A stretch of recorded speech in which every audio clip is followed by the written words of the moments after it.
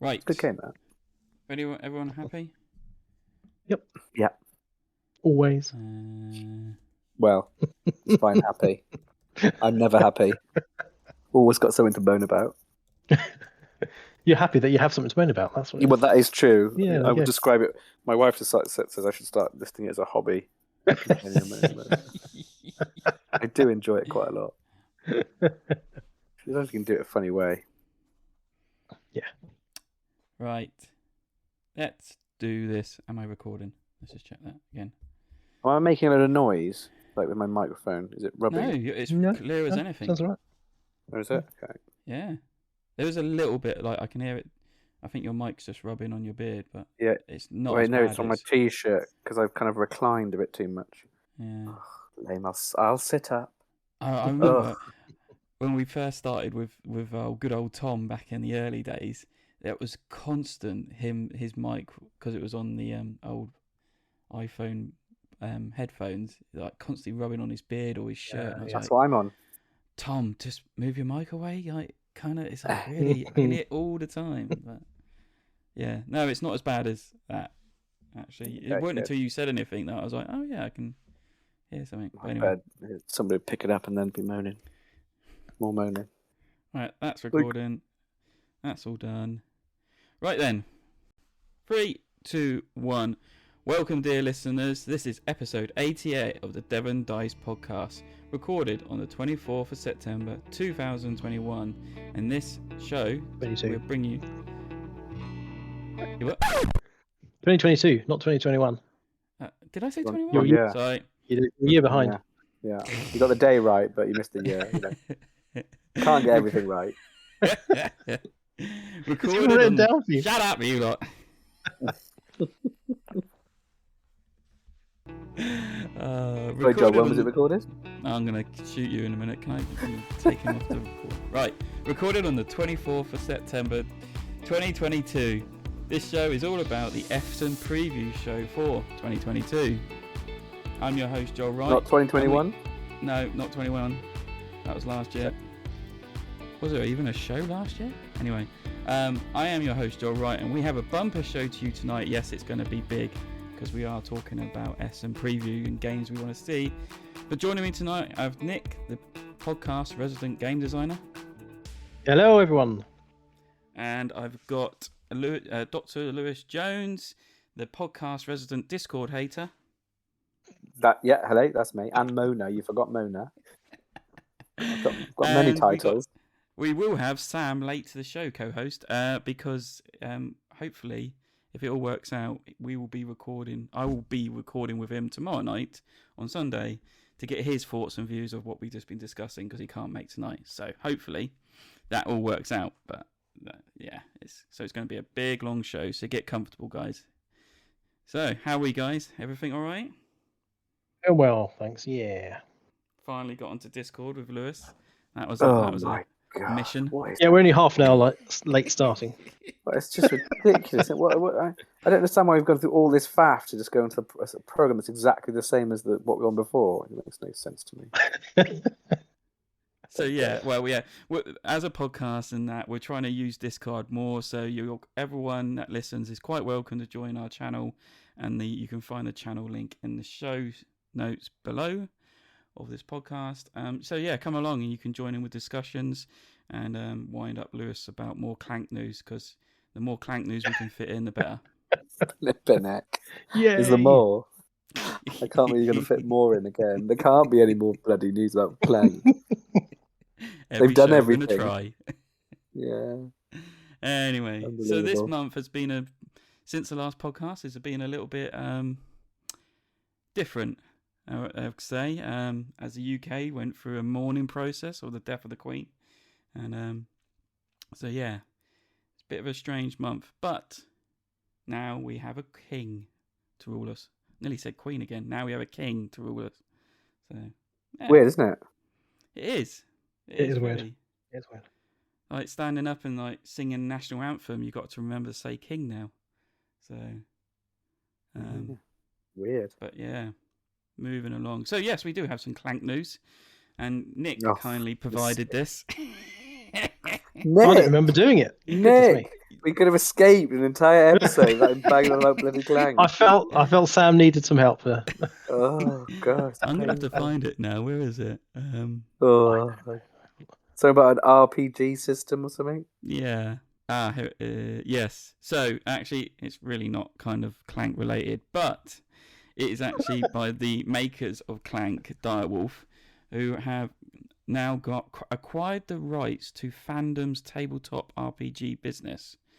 So basically, they bought a company that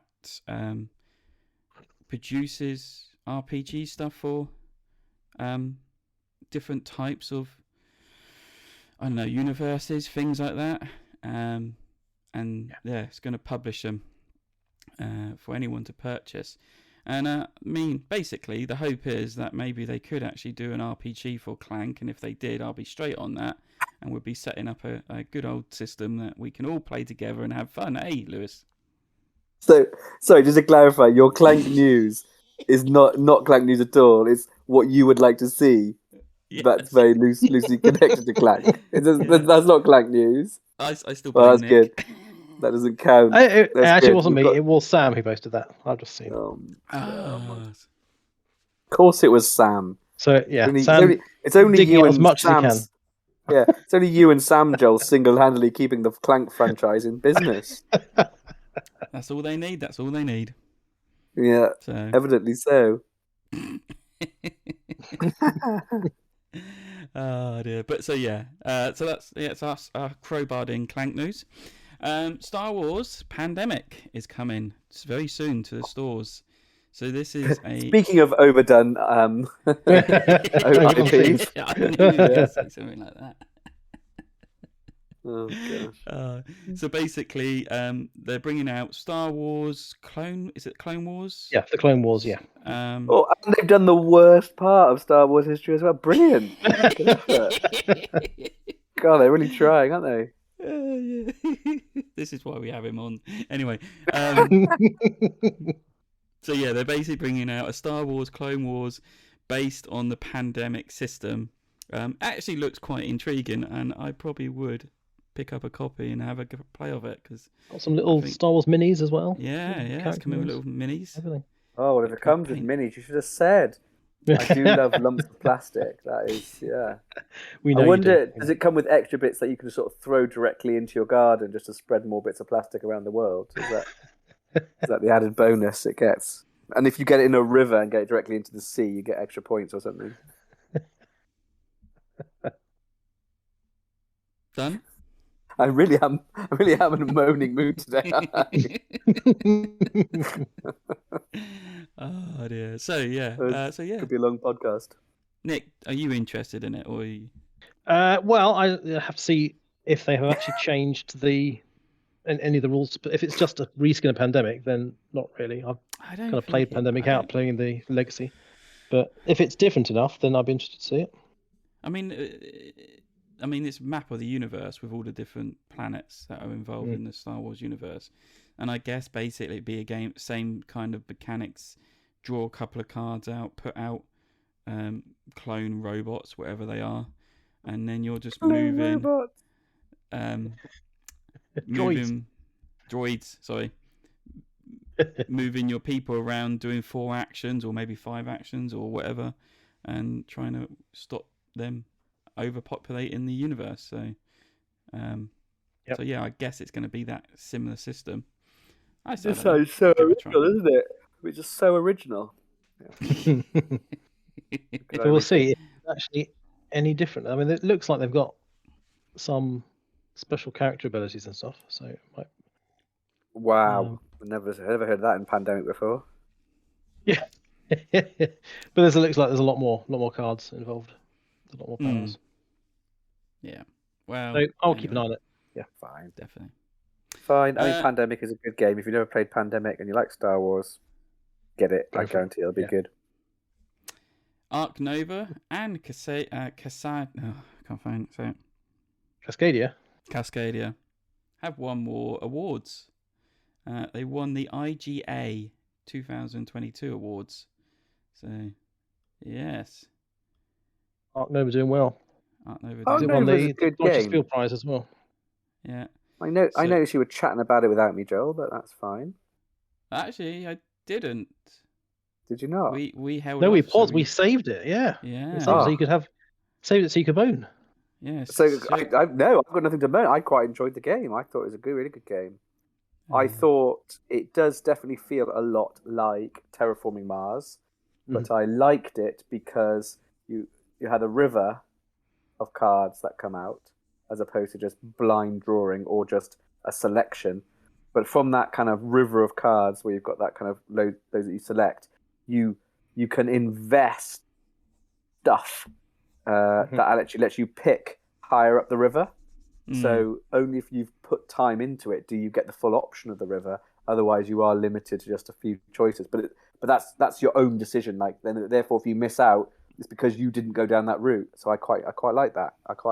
That was acceptable for me. I missed out on some cards that I wanted, but I felt like it was my fault. Yeah, so the award is actually International Gamers Award. Carnegie won Multiplayer Game of the Year for them. Arc Nova won 2-Player Game of the Year, and Cascadia won Solo Game of the Year. So Cascadia won the solo game. Okay. Yeah, that's interesting that they awarded it in that way round. Well, you and I played Arc Nova 2-player, didn't we? It works fine, doesn't it? Didn't it? Yeah. Yeah.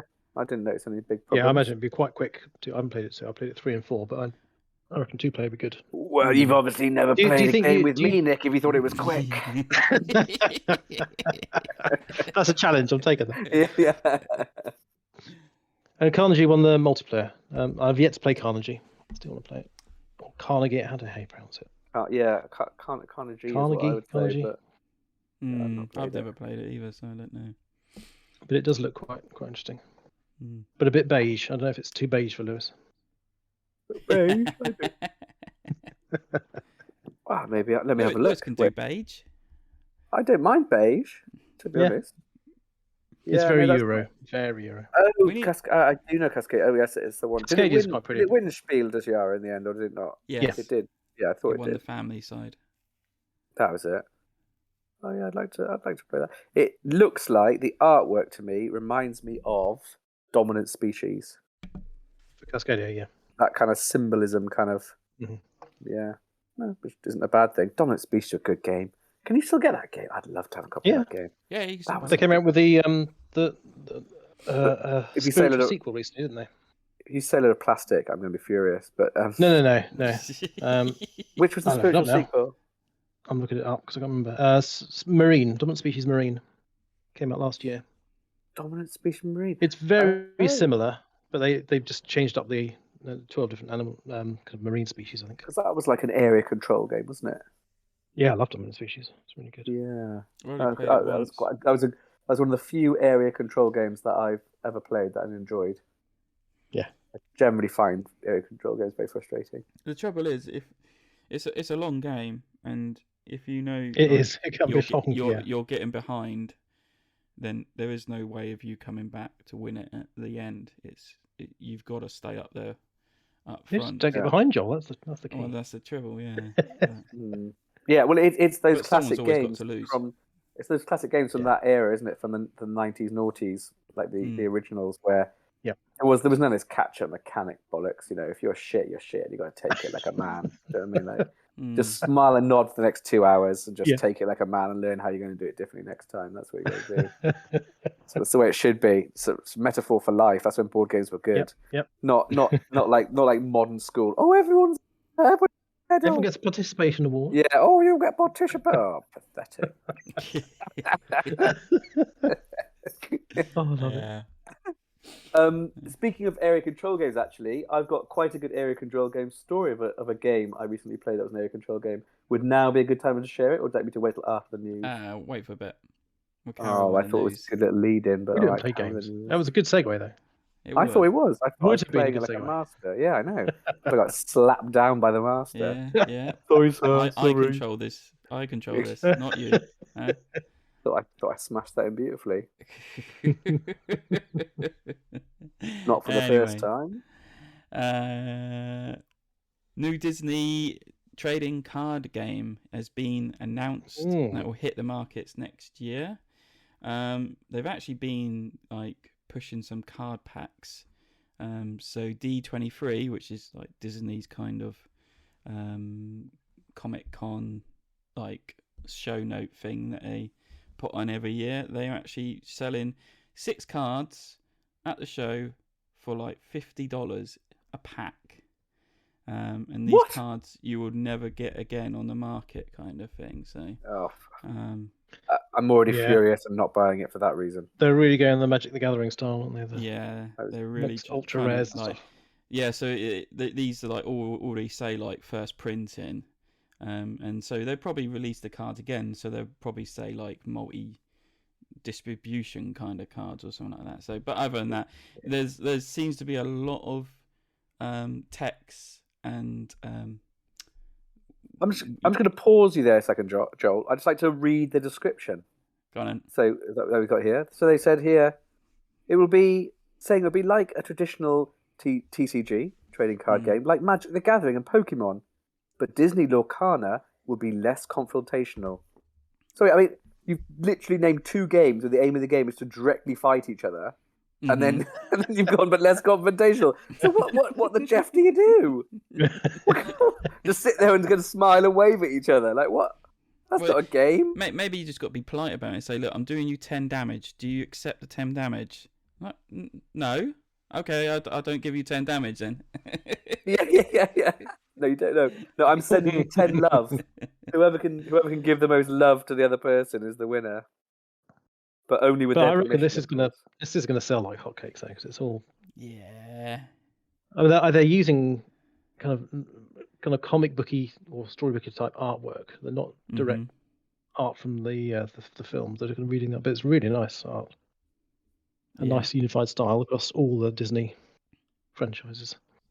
And it looks like just the animated films. At least that's the example they're given. Well, they start branching into their other stuff. They go Marvel and. Will they go Marvel and Star Wars? I don't know. Yeah, they got to. They own if they can sell it, they will. You have Mickey Mouse going up against Darth Vader. I mean, that'd be pretty cool. Well, Kingdom Hearts happened, and that all kind of worked out. That's true. So, but let's see what happens when it takes off. And looks interesting. Goes from it.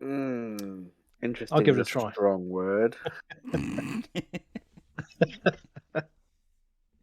you know what? I was almost tempted to recommend it to my niece, who loves Disney and loves games, right up until the part where you said about these ultra rares and them selling stuff that'll never come out again for $50. Like, it's just just don't get involved. I don't want to get involved in that world of ridiculousness. I mean, it's not like you need to have every card, because you'll never own every card of Magic the Gathering. So it's just one of those that there'd be like the Black Lotus kind of cards that you will only ever get if you can afford 10 grand, kind of thing.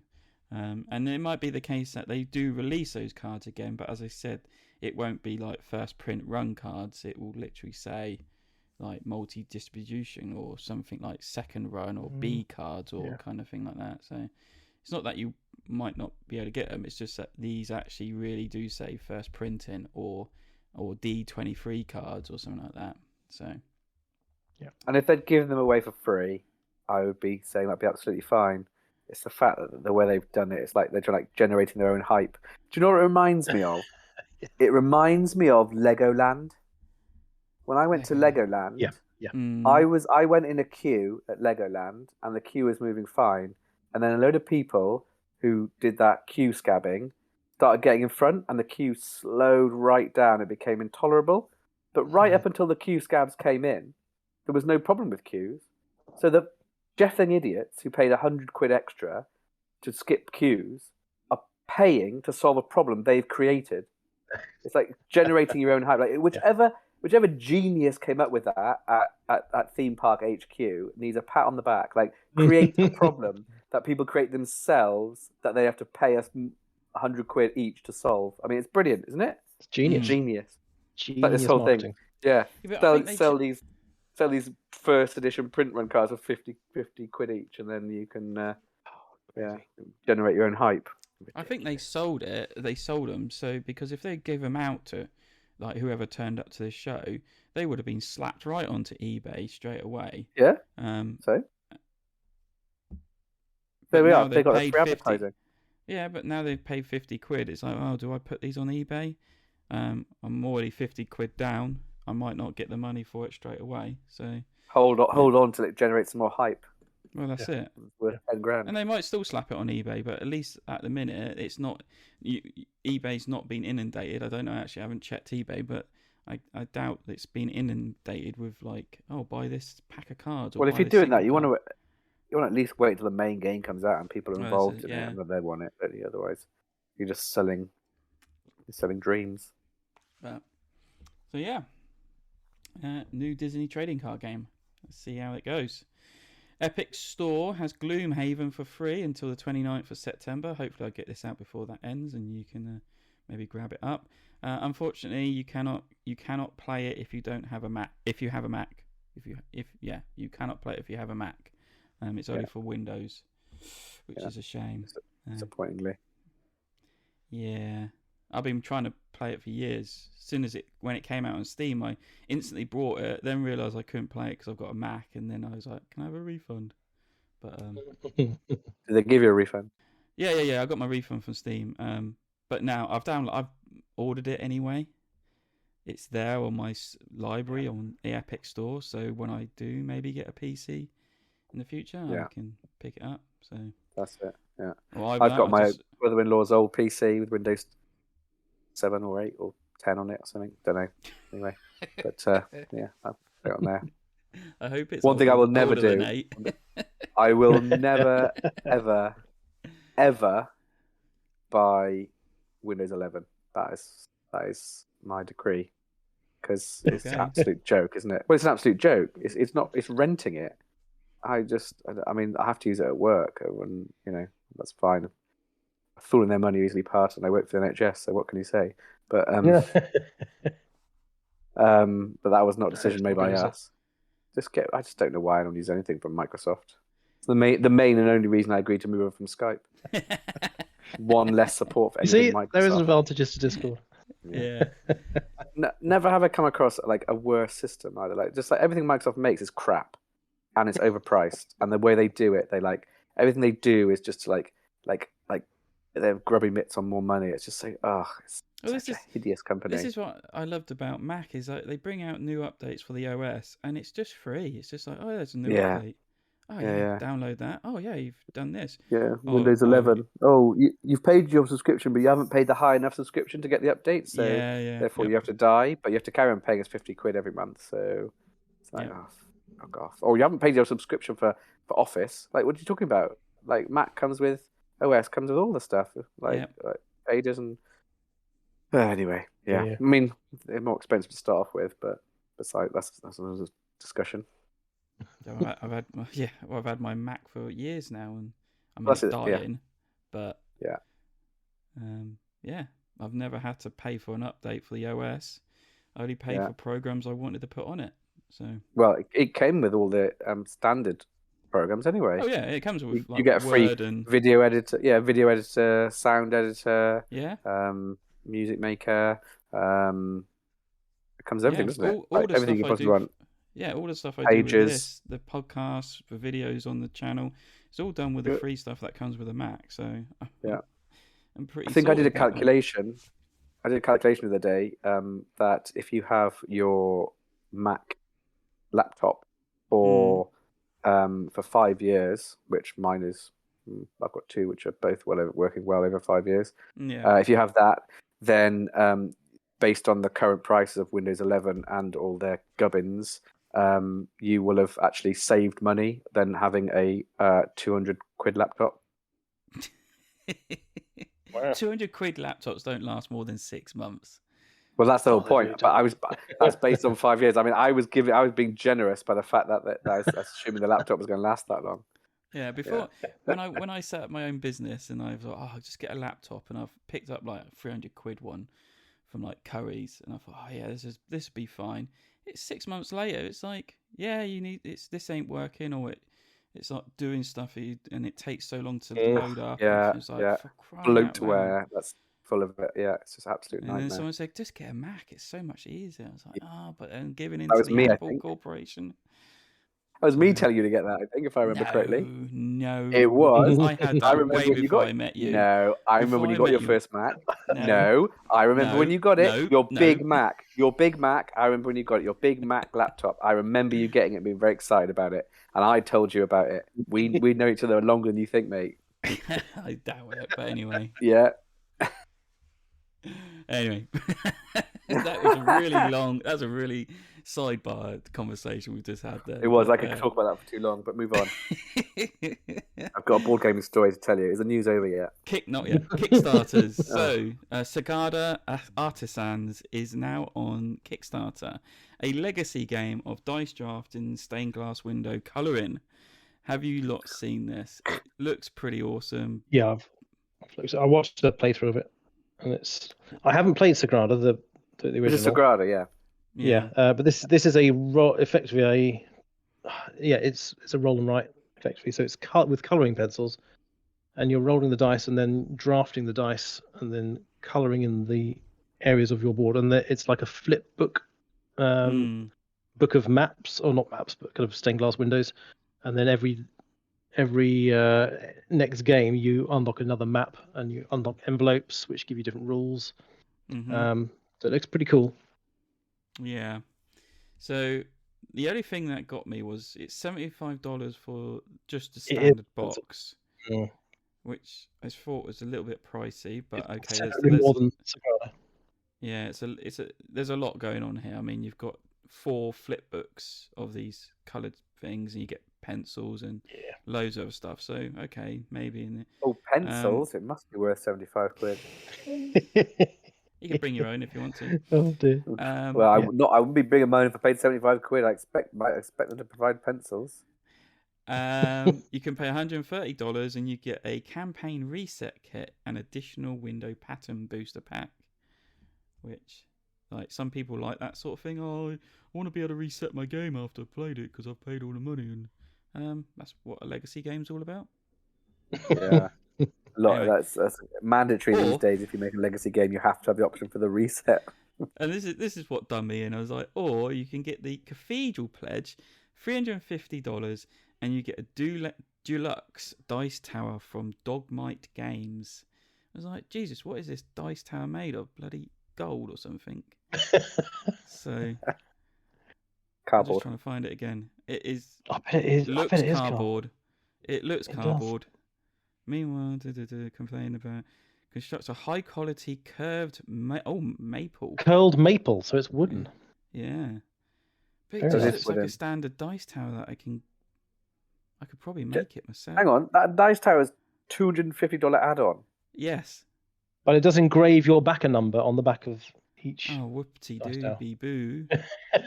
So it could have a number of 212 on the back. Perfect model of my arse, mate. I wouldn't pay $250 for a bloody dice tower. That would laugh. Pinnock, what's happened to the world? That is insanely priced. Yeah, so I kind of I turned off at I wouldn't go with that. If they chucked in a standard cardboard dice tower with it, I was like, okay, yeah, might be nice. But no. So it comes with a bonus custom pencil sharpener. I did see the custom pencil sharpener. That's brilliant. Suddenly becomes worth $75 for a colouring book and pencils. And Gold Star Legacy point stickers. The main problem is you haven't actually checked out how much postage is to the UK yet, have you? I mean, the last few Kickstarters I've even glanced at, like the postage has been almost as much as the actual bloody pledge. Yeah, right? postage is crazy. It's got absolutely ridiculous. Right, where are we? UK Kingdom. 20 quid. Effectively 20 quid now with the exchange rate. Exactly. Oh, that's something I should have added in the news. GameFound is doing this new customer confidence system where if a creator opts in, there can be an option when it comes down to paying for like postage or shipping or whatever. If it's 10% more than the original estimate, you can apply for a refund. So you've got that confidence with the product. But it's like, hold on a minute. I'm pretty sure you can do that anyway with anything if you ask nicely. Most of them will let you. But most of the time, you lose that 10%. You lose. All of them say, "Oh, why you've lost a Kickstarter 10% fee." So yeah. So you do always lose that. Because then the creator doesn't lose a 10%; it all gets refunded back. So so it's got confidence in both sides. So yeah, I do know some like that's pretty good. The Simon incidents when it first kicked off about shipping. Some people even asking for their dollar refund back, where they've kind of just back to see what happened, and they were like getting like 74 pence or 74 cents back, kind of thing. So, but yeah, because they just really wanted to stick it to Simon. But anyway, so yeah, that's an interesting take. Is that they're now trying to like keep people interested and say, okay, I'm not taking too much of a risk on this project, and the creator's not taking too much of a hit if people do want a refund. So yeah. Fateforge, Chronicles of Kaan. Nick, this is you. Come on, you've got some investment. So I've got a demo of this at UK Games Expo.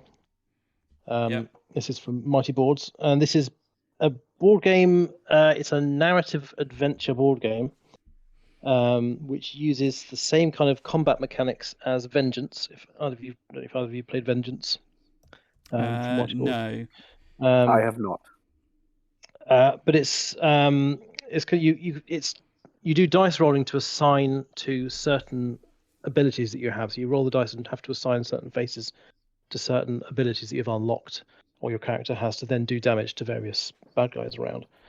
And so this is extending that kind of concept into a narrative legacy or more of a campaign system.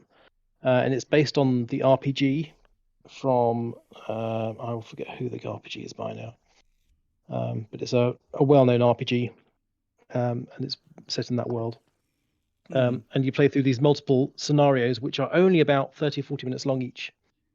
And then you have on an app, so you may not like this with an app, but you have an app which does all the story progression for you, and it does all the board setup. So it's kind of a multi-piece boards. You have different segments you can put together, and it tells you where the bad guys go, and it will tell you what order the enemies will attack in.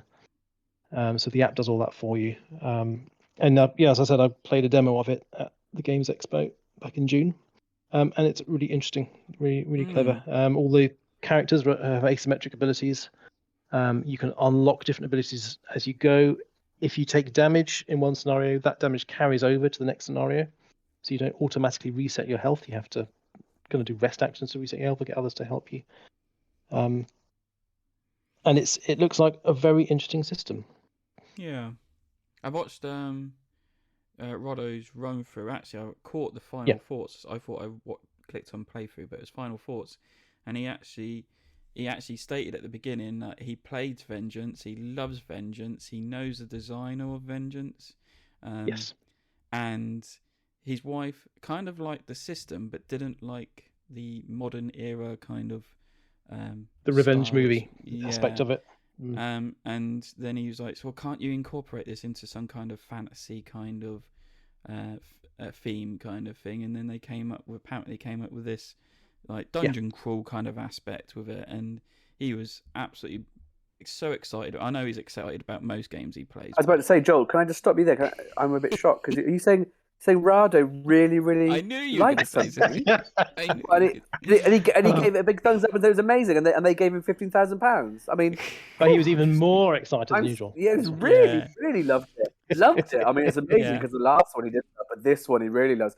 And he had an uncle who loved it as well. Yeah. In fact, he had an uncle who was going to get the exact game, and his uncle got it. It was exactly right. Yeah. Perfect for everyone involved. Anyway, car salesman. It did look good. What he showed and what I watched of it, it does look very good. And if Rado says it's good, I know. So Rado exactly. There you go. I just said it looked really good. But so yeah, it looks interesting. I'm trying to stay off, trying to not kickstart anything at the minute. But anyway, so Kickstarter's dead to me.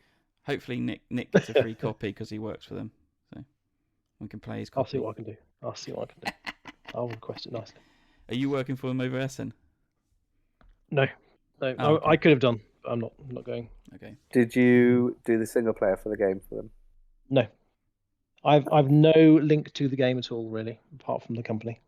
Merchant's Cove Mastercraft expansion. Now I've just put this in here because it keeps popping up on my thing. I checked it out and I was like, okay, let's have a look at this. Now, Merchant Cove, it came out last year or a couple of years ago, and I was so on the fence whether I was going to back it or like do it. Yeah. And I think at the last minute I was like, I'm not doing it. I can't do any more.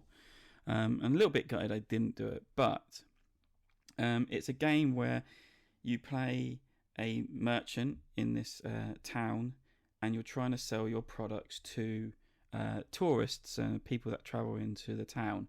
Now, each merchant plays completely different to other players. So each is asymmetrical, but it's completely different mechanics.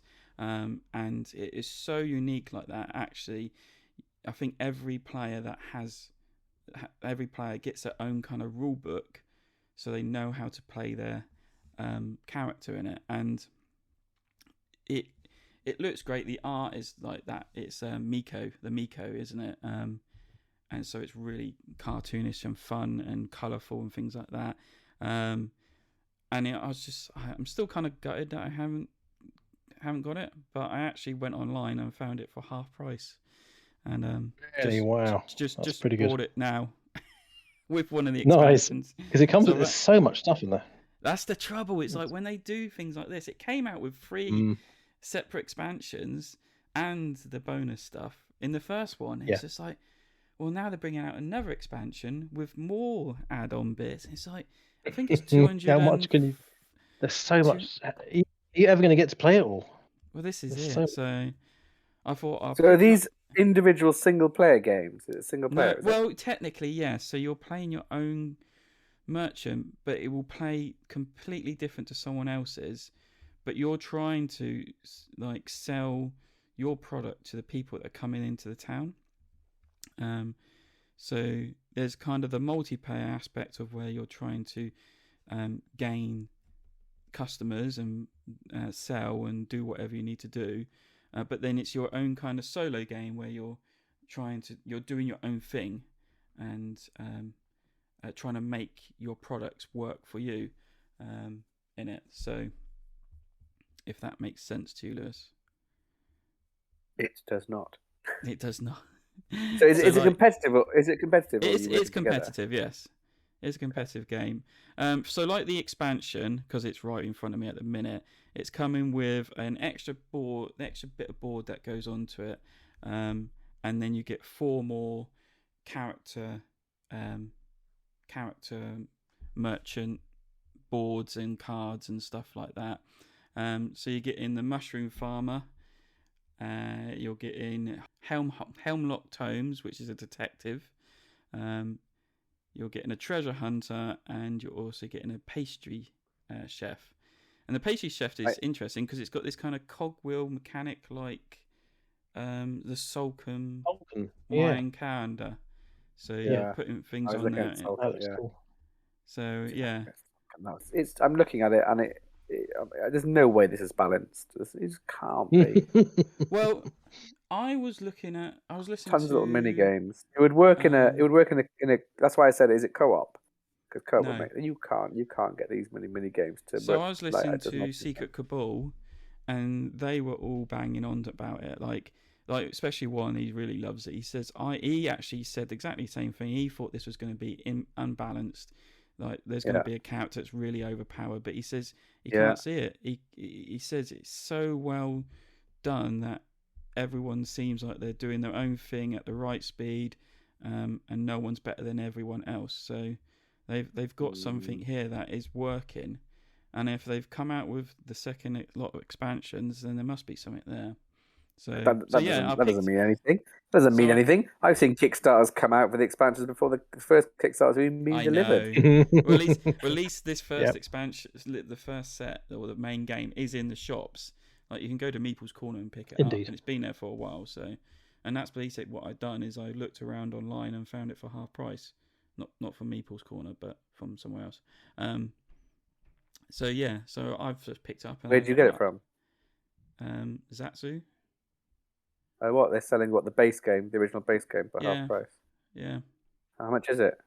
It was like 40 quid. That's not bad. That's a decent. What, with 2 Mhm. expansions? Then I bought an expansion on top. Ah, right. So it now takes it to 5 players. Right. Okay. So yeah, and I'll probably just look out for the other stuff because like loads of places seem to be selling the other stuff and see if I can get it cheap or. That's the main reason to never buy Kickstarter. Well, that's what I also thought. If it does well enough, it'll get a big second print run, and they normally overdo it, and then you can always pick it up cheap. A year or so down the line. I mean, if it works out all right, I might pick up the expansion bundle on Kickstarter because it's not bad. It's £64 and you get all the extra stuff and another merchant. Yeah, or you could go all balls deep into it, $214, and you can get everything. That was from the previous. So it's 13 merchants now to play. Yeah, from the previous campaign and this campaign. So, but that won't come until September 2003. So yeah. Wow. Pretty interesting to see it plays. That long ago, is it? Won't come until 2003. Ooh. If you go back in time, Joel's in the past today. It's going to be a challenge. Totally I'm getting all my dates wrong round. I need to drink more beer. That's my problem, right? Yeah, I've got a beer. Yeah. So yeah, 2023. So yeah, let's see how it goes. Do you have any views on like the Kickstarters that we said about Sagrada? Have you seen them? Nah, nothing particularly positive. So let's probably just skip it. So have a quick look. Yeah, I mean, Sagrada, not interested. I mean, Sagrada's a game that takes 15 minutes. I don't see how making it a legacy experience is going to improve it in any way, shape, or form. Plus, for colorblind play, it's terrible. Oh yeah. Merchant's Cove.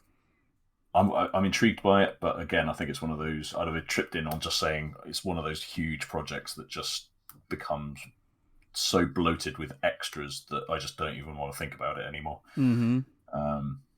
I've kind of decided against ever backing anything.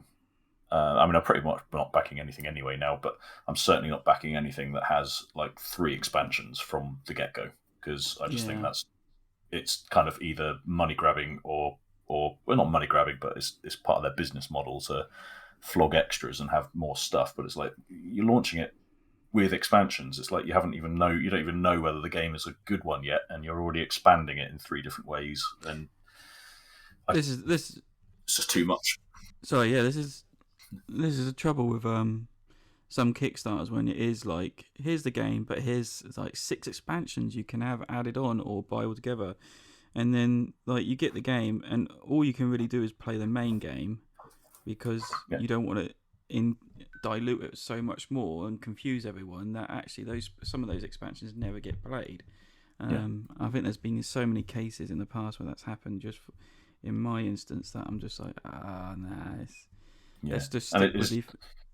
Yeah, it's just the way it kind of clutters up the experience so much that. I was listening to the Secret Cabal this week, and they were talking about Thunderstone Quest, and I was just like, well, I'll never play that because, I mean, I know it's huge for a start, but it's like there's so many expansions, well, not expansions necessarily, but there's so many cards for it already, and it's like that whole micro deck. You can go with this character and this set of weapons and this set of monsters and this, so you can basically fine tune it to the point where you've got exactly the cards you want to play with. It's like, well, yeah, but then you're taking more time setting up and breaking it down than you are playing the damn game. And I'm like, I've kind of grown out of that kind of hyper collectability and hyper control kind of thing. So anyway, don't worry about that. No, okay. Bother recording that. It's recorded. It's going in. Oh no. The only thing I did make some notes. The pronunciation of Carnegie, everyone's saying it Carnegie. It's definitely Carnegie because it's someone's name. So, oh, is it? Yeah. It's like Robert Carnegie or Richard Carnegie or something. Right. I can't remember now. Andrew Carnegie. Yeah. I'm pretty sure that's how it's pronounced. Not Car. I've never heard it pronounced Carnegie. I'm pretty sure it's Carnegie. So it's like Carnegie Hall and that sort of stuff. Game found Kingdom Come Deliverance. This game is being pushed every time I look at some kind of social media, or I'm getting emails, God knows, from Game Found about this. But then I've looked at it and I've watched a couple of people's opinions, and I'm just like, nah, you're right. It's fine. But it might be for you. So basically, this is kind of cast as a medieval sandbox game, and it's based on a computer game, I think, as well, where you're in like the medieval times, and you are just like a peasant. You start off as a peasant, and you move around this like modular map, and you encounter stuff, and you'll do stuff, and you do skill checks, and you'll build up your character, and then you'll just build like this story up. It's app driven, and most of it's my favourite bit here. I'm just picking up a quick description here. Revolutionary app driven board game. You're right. I've never heard of that before. I like the fact it says lifelike voice acting, which is what? All those other voices that sound so fake. Yeah. Actual voice acting, not proper voice acting, not live. I think that's what they were trying to go so with. Oh dear. Because they do have all different actors in to do all the different voices, not just one person narrating it all.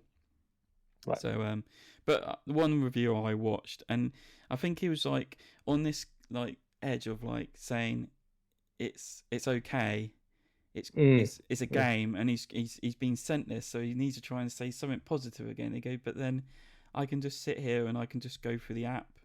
I don't even need the game, and just I can see what happens by just tapping on the app and rolling dice. And see what happens, and it's just like for a game that's based on a apparently world famous original video game.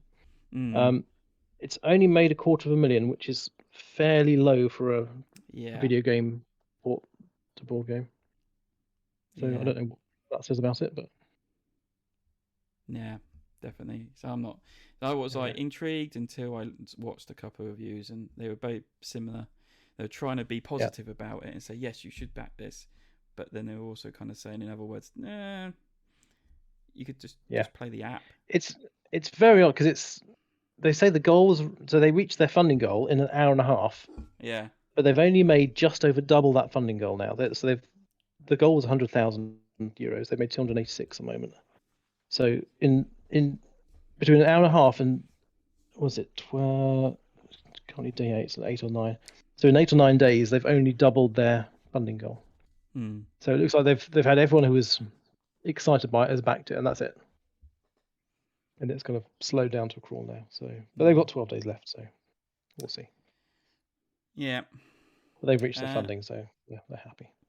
Keyforge Wings of Exchange, Nick. I guess you put this in here. So yeah, this is the redoing of Keyforge since it was sold on to this new company that's doing it, a newly formed company, and it is effectively they're re-releasing Keyforge with a fixed algorithm for these AI generated decks, whatever they do with them. Algorithm generated decks, that's it. Yeah. So they're all unique. I don't think it's very different to the original. I haven't looked in great detail, but it looks pretty much the same. Yeah. I imagine they've tweaked a few things, but the thing is, this is very. Hey, Nick, I'm going to stop you there, Nick. I'm going to stop you there because you're saying Fantasy Flight are re-releasing something, and it's not Fantasy Flight. Fantasy Flight sold it because they broke their algorithm. Sold it. And so this is a Ghost Galaxy, which is a new company, which I think is set up by. Yeah, it's run by people who worked for Fantasy Flight. Was it? Okay. That's where they learned the tactic. Re-release the same game slightly differently. So I think they fixed the algorithm, and it's made $825,000 so far out of a $50,000 goal, which is pretty good. Double than the previous game we've just talked about, and all it is cards. Well, that's like 4 times the previous one. So there's obviously still a lot of desire for this game. What? I don't even. It wasn't even that good. I don't. I mean, I've seen a couple of people play Keyforge, but after about the first month after it came out, it disappeared. I didn't see anyone after that. I mean, I've got a few really decks, hard, played it a few times, and then I was just like, Yeah, but the trouble is, once you get a deck, that's it. You can't do anything, can you? You just like No, and if you get a shit another deck, then it's a shit deck. You're like, oh, Yeah. great. Well, that's a waste of time, isn't it? I think that's the trouble with it. But then there's people that love it because I'm still Mm, part of a Facebook group, and the amount of times people, oh yeah, we're playing this. I found this deck, and it's like, really? People are still playing this? Okay, so yeah, there must be some But love for it. seems They've popular made enough. nearly So, yeah, they've nearly made a yeah, million. so So up to 1 million, they've got 4,500 backers. hey, So, ho, yeah, good everyone luck for to themselves. them. Why not? Yeah. good luck to them. Yeah. Daybreak finally released by Matt Leacock. So on Backer Well, Kit, you can go yeah. over and back Matt Leacock's brand new cooperative, not pandemic game, but more of That's a, the only thing different about it. Yeah, this is the first one I think I've seen Backer Kit do this. I think their kind of crowdfunding section of their site is still in beta. So this yeah. is the Is first it? one I've actually seen. It is. Yeah, I've seen loads of bits. Is it?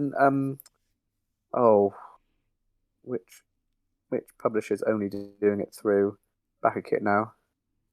Oh, I had an email There's quite about a it. few. Yeah. Anyway, I didn't realize it was still only in beta because they were. Anyway, sorry, carry Yeah. on. So yes, this is the new cooperative from Matt Leacock. It's got some beautiful artwork. Mm. I That's debatable. don't know much about. There's not a huge amount that's been released about the game. Actually, I'm still looking. I don't know if there's a playthrough. Do you know yet. what? I when it came out, checked. I looked at it, I watched the video, I read through some descriptions, and I was like, "You've not sold me. I'm not backing this." Mainly to the point, like the kind of thing. I'll just wait for it to come out on. Yeah, Standard. there's no Standard shops. not enough And reason to back it.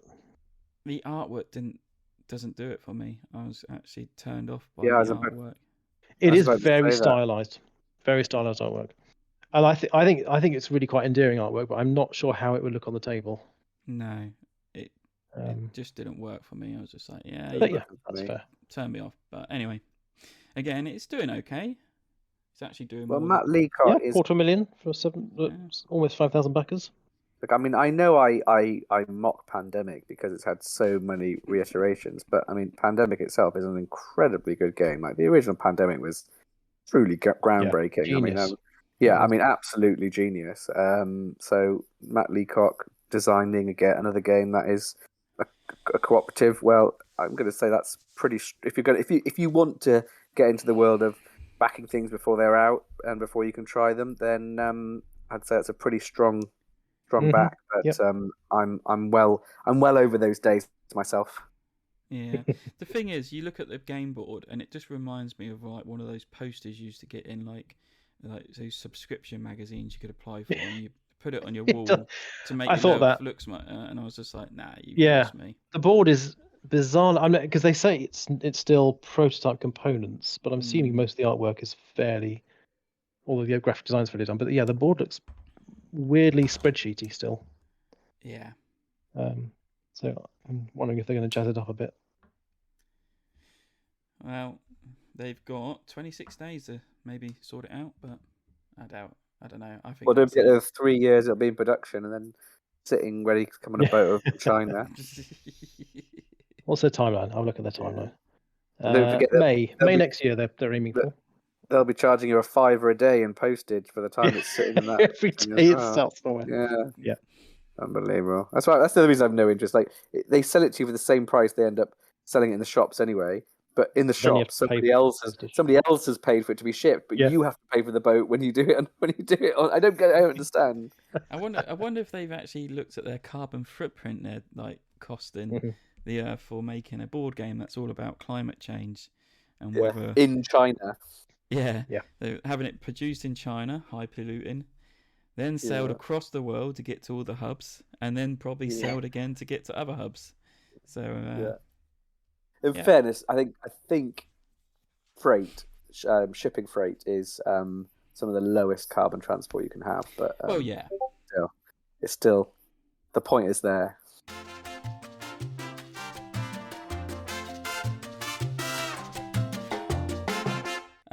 Okay, so now we're getting on to games we have been playing. And I'm going to start off. Lewis, guess what I have completed?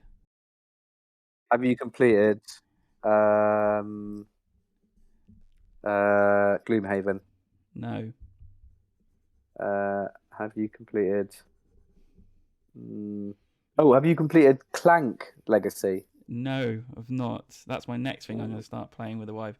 Nope, we completed Pandemic Season 1. Oh, very good. Yeah. So Does that me and work the wi- two-player? Yes, works very well, actually. So yeah, me and the wife been playing that since February, I think, or maybe January. Yeah, smashed it out. All done. Very good. Very cool. We got Well done. so I've always known September to be like everyone says, oh, I hated September, it really screwed us over. And got to September, I was like, it? Okay, can play on. I can see why some people might have said, oh, I hate you lot, you really ruined our game, but the way we played it, it didn't really ruin our game. It actually was more of a benefit in a way. It's really quite weird. Until you play it, and they're not giving away spoilers, it was actually quite, what's the word? Anticlimactic in a way. So I'm just enjoying the fact that half of our listeners who have completed all going, and the other half are going, I have no idea what he's talking about. Yeah. We'll have to finish off our game. And see how well definitely it goes. should. So, Although you know what's coming now. I'm quite glad I've got it over with and experienced it. And as I said, yeah, hopefully Clank will be the next thing we're going to get underway and get that complete. So, your legacy in Clank, Yeah. Nice. So just saying, yeah, I completed that, Nick, while you were away. And yeah.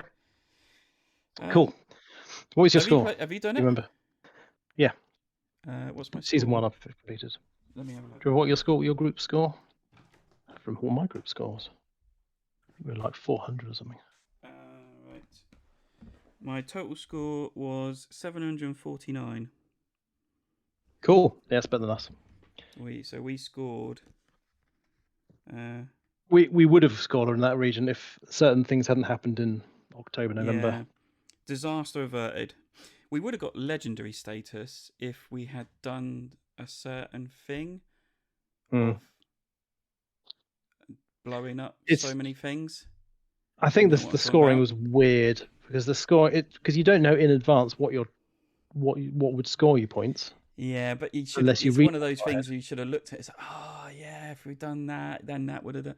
Why don't we do that? Because that was literally one of those things. It's like we've done all of. Well, the way it goes, sometimes you have to say, right, we're just going to abandon that objective this game. We're just going to have to go for the other one. Mm-hmm. We'll try and sort it next time because of the way the cards come up. And then you realise at the end that actually, if you had done that, then you would have scored better. But that's why I think the scoring was a mistake. We won the final one, yeah. Yeah, we won the final one. Yeah, it kind of guides you to help you win. I think it's you're playing it quite badly if you lose that one. I think we only lost 2 months, like the first part of the month. That's pretty good. That's very good. I think we found we lost at least 4. 2-player because it's like. How many did you play with? 2 players. Yeah, I've heard it's easier at lower player counts. We played it with 4. So. Which is I know in mine and Lewis's when we got to July, and we practically lost nearly every game. It's horrendous. Yeah, it gets really hard around May, June, July. We had a big problem in that. I don't think it's a spoiler to say that you get powers going forward, and you get to pick which ones you get, and they're really synergistic. And we had someone in our group who was just determined to RPG it. And they say, oh no, my character wants to have this trait. And they're like, no, you have to pick this one because it goes with this. But they were just having none of it. And yeah, so that's why we started doing absolute crap. Like, because there was nothing you could do. Like, we'd lost like a superpower like combination, which I set up. And then by picking my thing first, and the person just refused to do the other bit. It's like, no, I don't feel they'd do that. I feel they'd do this. It's like, oh, all right, okay. I didn't want to tell you I want to play a board game, not an RPG. So, and that's when we started losing. I predicted it happening before it did. So, it's very much not an RPG. No, it's no. It's interesting. It has a narrative story progression, but you don't get. It's interesting they don't. I don't know. There wasn't a little bit more of that, because there is some certain powers in there that people could just use throughout the game, and it could be quite game breaking here, and it could have been like, so like if they like, it was kind of simulating a TV show like 24 kind of thing, but spread over the 12 months. And Indeed. they could have said, this character's had to go away and can't be used, so now you've got to pick new one. So Yep. But so yeah, as I enjoyed it, as I said, I did enjoy my route through it, and I would be quite happy to play and continue our box. We've still got, Lewis, just to like see how well we do with that, even though it's like in a real bad state. It is in a terrible state. I think CP survive. You're playing an ultra difficult mode. Yeah. We are. Do you remember it, Joel? Do you remember it? He was having none of it. I tried to say it loads of times, didn't I? Like, he just wouldn't listen. I was so cross, but there's nothing I could do. Tom or Mike? It was Tom, wasn't it? Oh, right. Yeah, he's because there's like a little combo where you have to take this bit out. But it's basically a combo where like it works with the scientist, where one person's like gathering cards and they can give them to the scientist for free wherever they are in the world or whatever. And the it combos with the scientist being able to do everything with one less card as well. So like the two together means you can just pump cards into the scientist and they can do it all for one less card, and you can win like almost instantly. Like it's the same in the kind of main game a little bit. But this was like even more game breaking than that combo in the main game. And it was all set up for us, and he was having none of it. He's like, "No, I don't feel they'd be that kind of character." It's like, what? Like, it's like good. I don't think there's anything spoilish in that, but anyway. So yeah, I'm now setting it up so I can frame it all and put it on my wall along with my Season 0 copy. So nice. I just had to try and. Do you play Season 2? No, so. But you played Season 0? It's played Season 0. I mean, it's a pre-log one, so it's actually quite interesting. It is indeed, yeah. And there's no legacy between the seasons as well, which is a shame. Yeah. They could have done something. But now you're going deep meta. Yeah. Legacy between characters. Yeah, but it'd be nice if you could carry over your characters if you wanted to or something. Because there is something that happens in Season 1 that I thought, oh wow, if they like in Season 2 they said, if you did this in Season 1, open up this envelope and put this in. I was just like, that would be so cool. Yeah. I don't know if that happens because I haven't played Season 2, but it could have been. It does not happen, no. So, have you done Season 2 as well? Have you? Yeah. We played half of Season 2, and then the person whose copy it was couldn't do it for ages and ages, and so it's just kind of dropped off. That was about 2 years ago, so it's been the pandemic happened. I have no idea how people can... Ironically, the pandemic happened. Lol. I have no idea how people can keep playing the more and more games of Pandemic, because I had the original game and I played that, a fair amount, but I'd say, 20 times, say. So and that was enough. Like I loved that game, but I was out of it. And that's part of the problem we had when we got our Pandemic Legacy. It was just the same game, and yes, there's tweaks on each time you play it, but the game is still fundamentally the same. Yeah, I don't know how people can play all 3 seasons, because I mean that is over 30 game, 35, 36 games, isn't it? Then I mean, Season 2 had some nice changes. Okay, kind of turned the whole concept on its head effectively, but it was still effectively mechanically the same. But it was much more about exploration, so it was kind of that was interesting. Yeah. I think the thing is, once you understand the puzzle, then you just know what you just know what needs to happen, and then the only thing that will turn you down is it will defeat you is very bad luck. Like the original Pandemic, we used to play it on the hardest possible mode, and it would just be down to luck whether we would win or lose. Like it is just I actually enjoyed Season 0. I actually. Out of the 2 so far, I actually enjoyed the Season 0 better because it had that kind of espionage and that going on, and it was really, really more involved, like RPG-ish in a way. Narrative. There's a lot more narrative to it, and you actually had people that were like NPCs working in the game. And so, we enjoyed doing that. Struggled. It was a lot tougher than we found Season 1. But yeah, I've enjoyed that one so far. That's cool. Nick. Hello. Jump to mine. Cool. Yeah. So the first one I put on my list is Moonrakers from Ivy Studios, which you play with me with the group a couple of weeks ago, and we played it again last week with most of the same people, and very enjoyable. So it's a semi-cooperative-ish competitive game of trying to complete missions in space where you're all you've all been exiled from Earth and you all live on the moon, and you're trying to build up your own your own colony. You're trying to do your best, so it is competitive. But you all have to. You're trying to complete these missions with cards that you're deck building, effectively cards which give you abilities. And you're trying to complete missions, and the missions range from quite easy, which you can probably do on your own if you're lucky, to really crazy difficult, which you have to have other people helping you. So you have to then get off other people, split the rewards for completing the mission. So your deck building to improve your deck to try and get more powerful cards, so you can do more of the missions on your own. And it's effectively a race to 10 points. So whoever gets to 10 points first will win. And the interesting part is that the closer someone gets to those 10 points, the less and less anyone else wants to help them. So the harder and harder it is for them to complete missions. So they have to start trying convincing people, saying, I'll do that mission for like 1 coin. I'll just 1 coin. Because you want to shuffle through your deck and you want to get that extra coin to buy this extra part to complete an objective, which then gets you more points. So I really enjoyed it. It was very good. I think everyone who played it enjoyed it. You've sold it well. Cool. Is he being sarcastic? I can't tell sometimes. No, I never know. No, I'm not being sarcastic. But a race of 10 points is something that is one of the best things that makes Catan so good.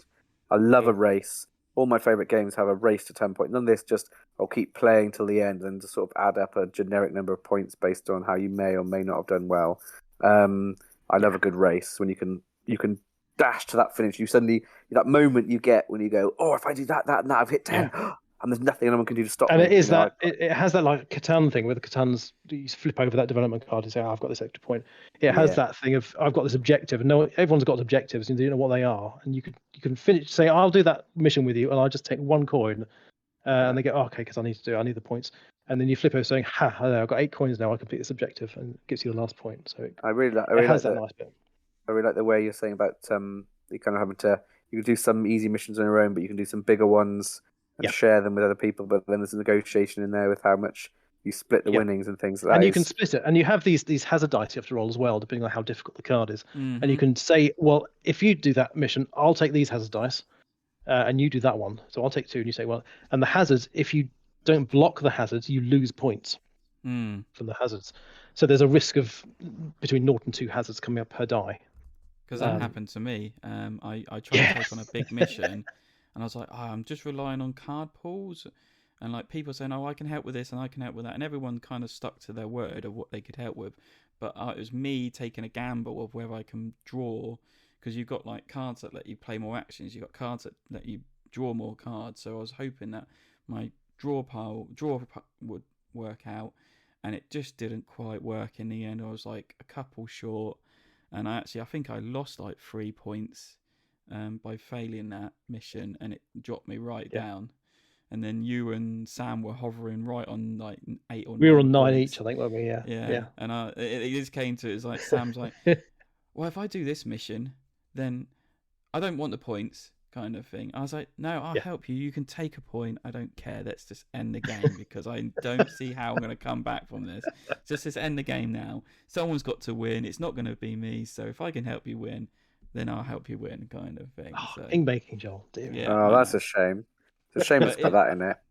But a game that's entirely up to the player, though. If the player wants it is entirely up to the player. It was just one of those. It's because I just kind of because I dropped down so far. I was like, I don't think I'm going to be able to get up there in time. So it's never too late, Joel. One of the never two. Never too late. Never too late for the final whistle. How do you know they weren't going to suddenly roll dice with 50 hazard symbols? Point, and they could quite easily do a mission on their own to get like enough points. Well, then you let them do that, Joel. You let them do that. Well, you took the risk. You gambled. Took the risk. But it's one of those things, because there'd be cards like Nick says, you could say, I don't want any points from this mission, but can someone help me with this? and then they help them. They do the mission. They don't get the points, but they can flip over an objective card. Say, "Oh, I've done this now, so I've scored a point anyway, so I win the game." So it's one of those. And you can backstab as well. You can. Oh yeah, some objectives will. There's a sabotage objective, which is you have to Nick liked to lose use a mission that you join on with. Yeah, I got that my first draw and did the first mission. I backstabbed. It was hilarious, and then no one traded me with the rest of the game. Yeah. But yeah, so you can interesting. You can join in with other people's missions and deliberately tank the mission just to stop them from getting the points. Actually, in fairness, by adding in those the kind of objectives where you get a benefit from the mission failing, it takes away the fact that people may do that deliberately just to be annoying if you've got the wrong group. Yeah. So it's quite clever in that it's kind of that's already built into the game and everyone's already considering that as an issue, not just great, we've got this dick at the table who's just dicking around. Yeah. Mm-hmm. Yep. I like that. Yep. I like that a lot enjoyable. for your description of it. Yeah, you just missed it on Kickstarter with its multiple expansions it's brought out. So, I don't want multiple expansion. I just have the base game. Oh, it's on Kickstarter. So I'll wait. The expansions are on Kickstarter. The base game's been out for a year or so. Okay, so that can be bought somewhere, can it? I just want the base game. I'm fed up with expansions I never play. The components. It's very nice, high quality, but it is quite expensive. But you do get the quality components for it. So so that's Moonrakers. By who was it again? I can't remember. IV Studios. IVS. Lewis. Gosh, the world's most expensive game. Yeah. Sorry, no. So you were looking it up. What am I talking about, Joe? What's your game? I'm continuing on my theme. You may have noticed I've abandoned every new game that comes out and everything on Kickstarter because I'm not interested in this nonsense. Because I'm firmly of the belief, and the more I carry it on, the more I'm convinced of it, that the oldies are the best. Call me old. So I'm cruising back through a huge back catalogue of games I've never played, and the latest game that I played just on Wednesday is the original, the granddaddy. Well, is it the original? So the granddaddy of area control games, El Grande or El Grande. What a classic! Your mic's rubbing against your beard. Oh, again. sorry. Yeah. So the original El Grande. Yeah, the original El Grande. So what an absolute game! I mean, so I absolutely. I'll tell you the story of what happened with this game. So the thing I despise area control games because I like strategy games and dudes on a map but I like the way that Risk works. You've got kind of set boundaries and there's rules and you can use tactics and you can plan ahead. But so many area control games I've played are just bloke plays down card that you didn't know existed that does a superpower and lets them play 50 people everywhere. And you're like, oh, what is this?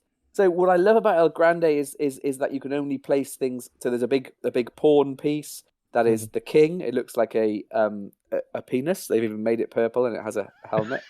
And you put that down, and then nobody can go into that area, so you can protect your own area if you're winning there.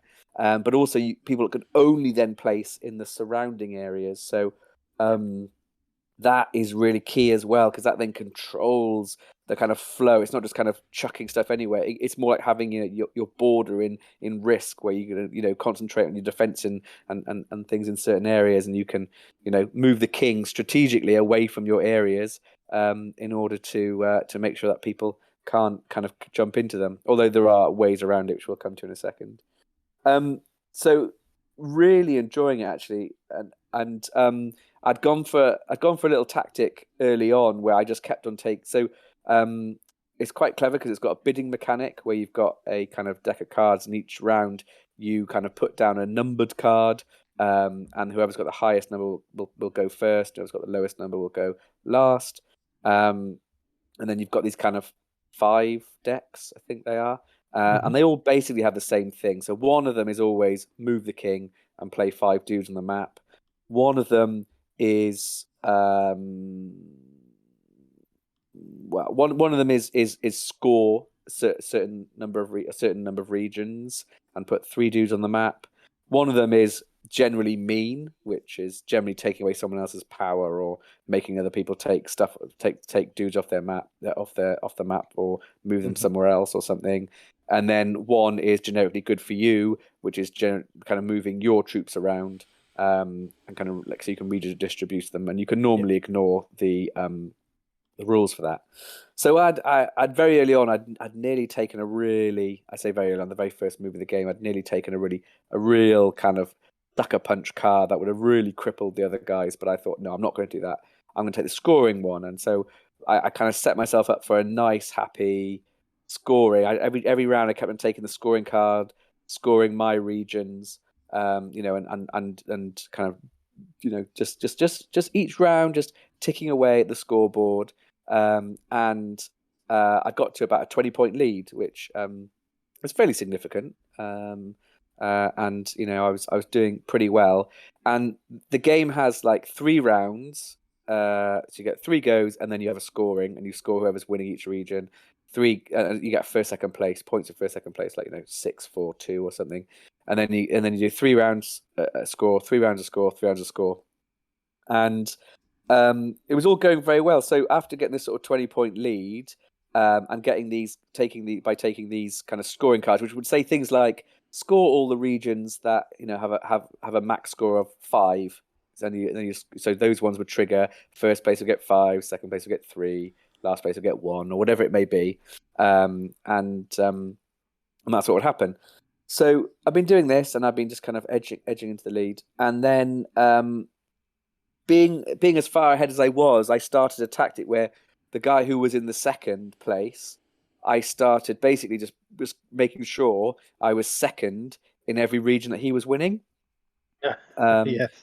Because that meant that even when he wins, I'm still going to get some points. And sometimes it was just like one person I needed in there just to get the second place. It's a really cheap way of doing it, and it was all going. And it's quite a good tactic, and it's paying off well. Anyone who's ever played El Grande is going to see where this is going. And so it was all going swimmingly, and then he had a go last. And so he just had a go. He'd put a load of troops down, whatever, did move the king or whatever, which has put 5 more troops on the board. So he'd just kind of swung a few areas his way, but it didn't matter because it was turn 2 of a 3 round before scoring. And then because he went last, you're the one who plays a number card first.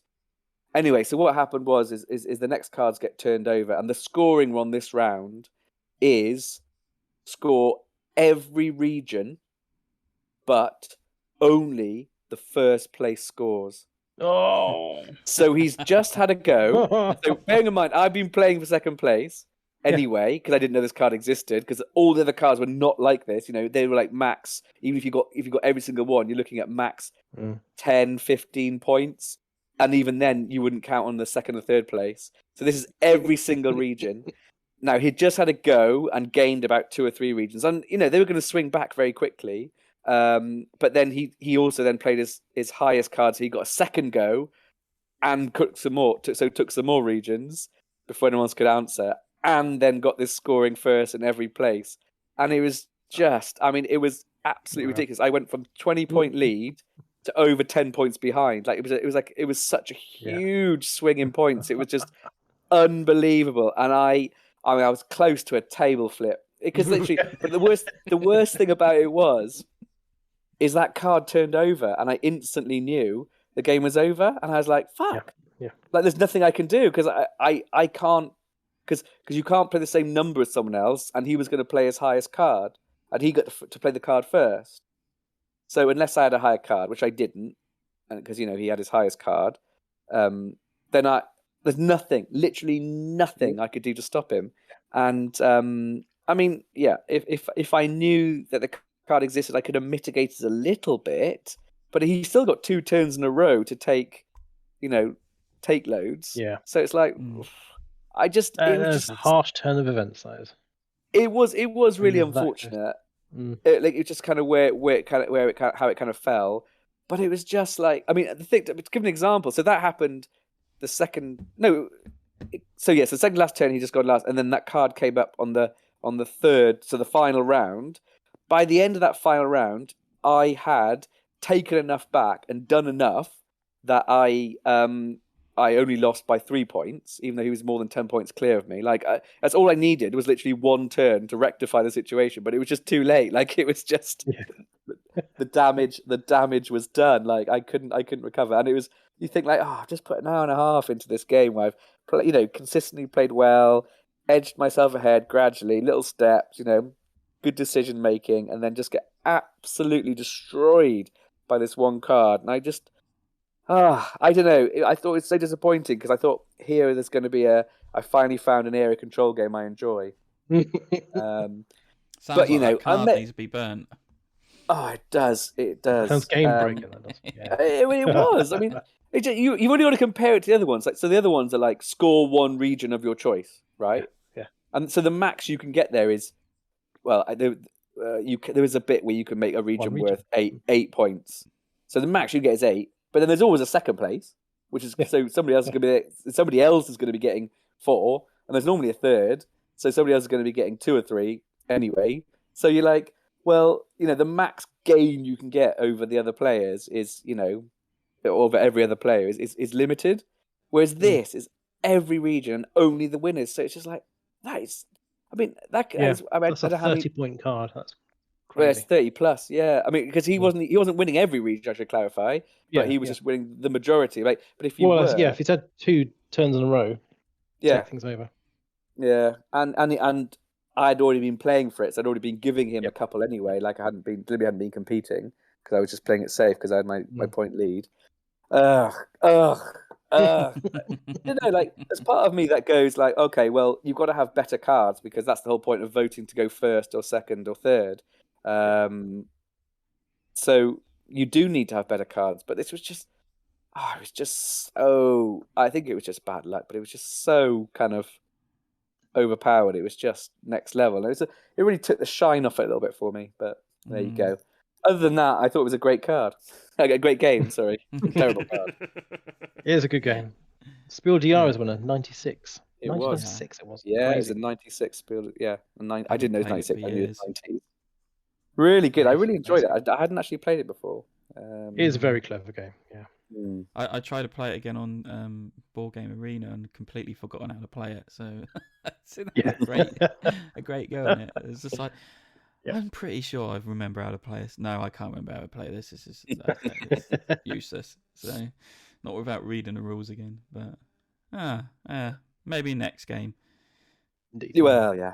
I'm not sure I'll play it again. I feel that's one of those cards. Like if you're playing with new people and teaching new people, you have to say, look, there is this card in it. It could come out. So I want to make you aware this could happen. Indeed. But in fairness, the guys I was playing with hadn't played it before either. So none of us had played it before. So none of us knew it was coming. Like it wasn't like the guy played for it either. That's what made it, almost even worse. He probably loved the game at that point. he did, and I'm going to take it away from him. Like he was comfortably in second, third place is miles behind. He was sort of just about, he was playing a good game. It was just, in my eyes, unfortunate. Yeah.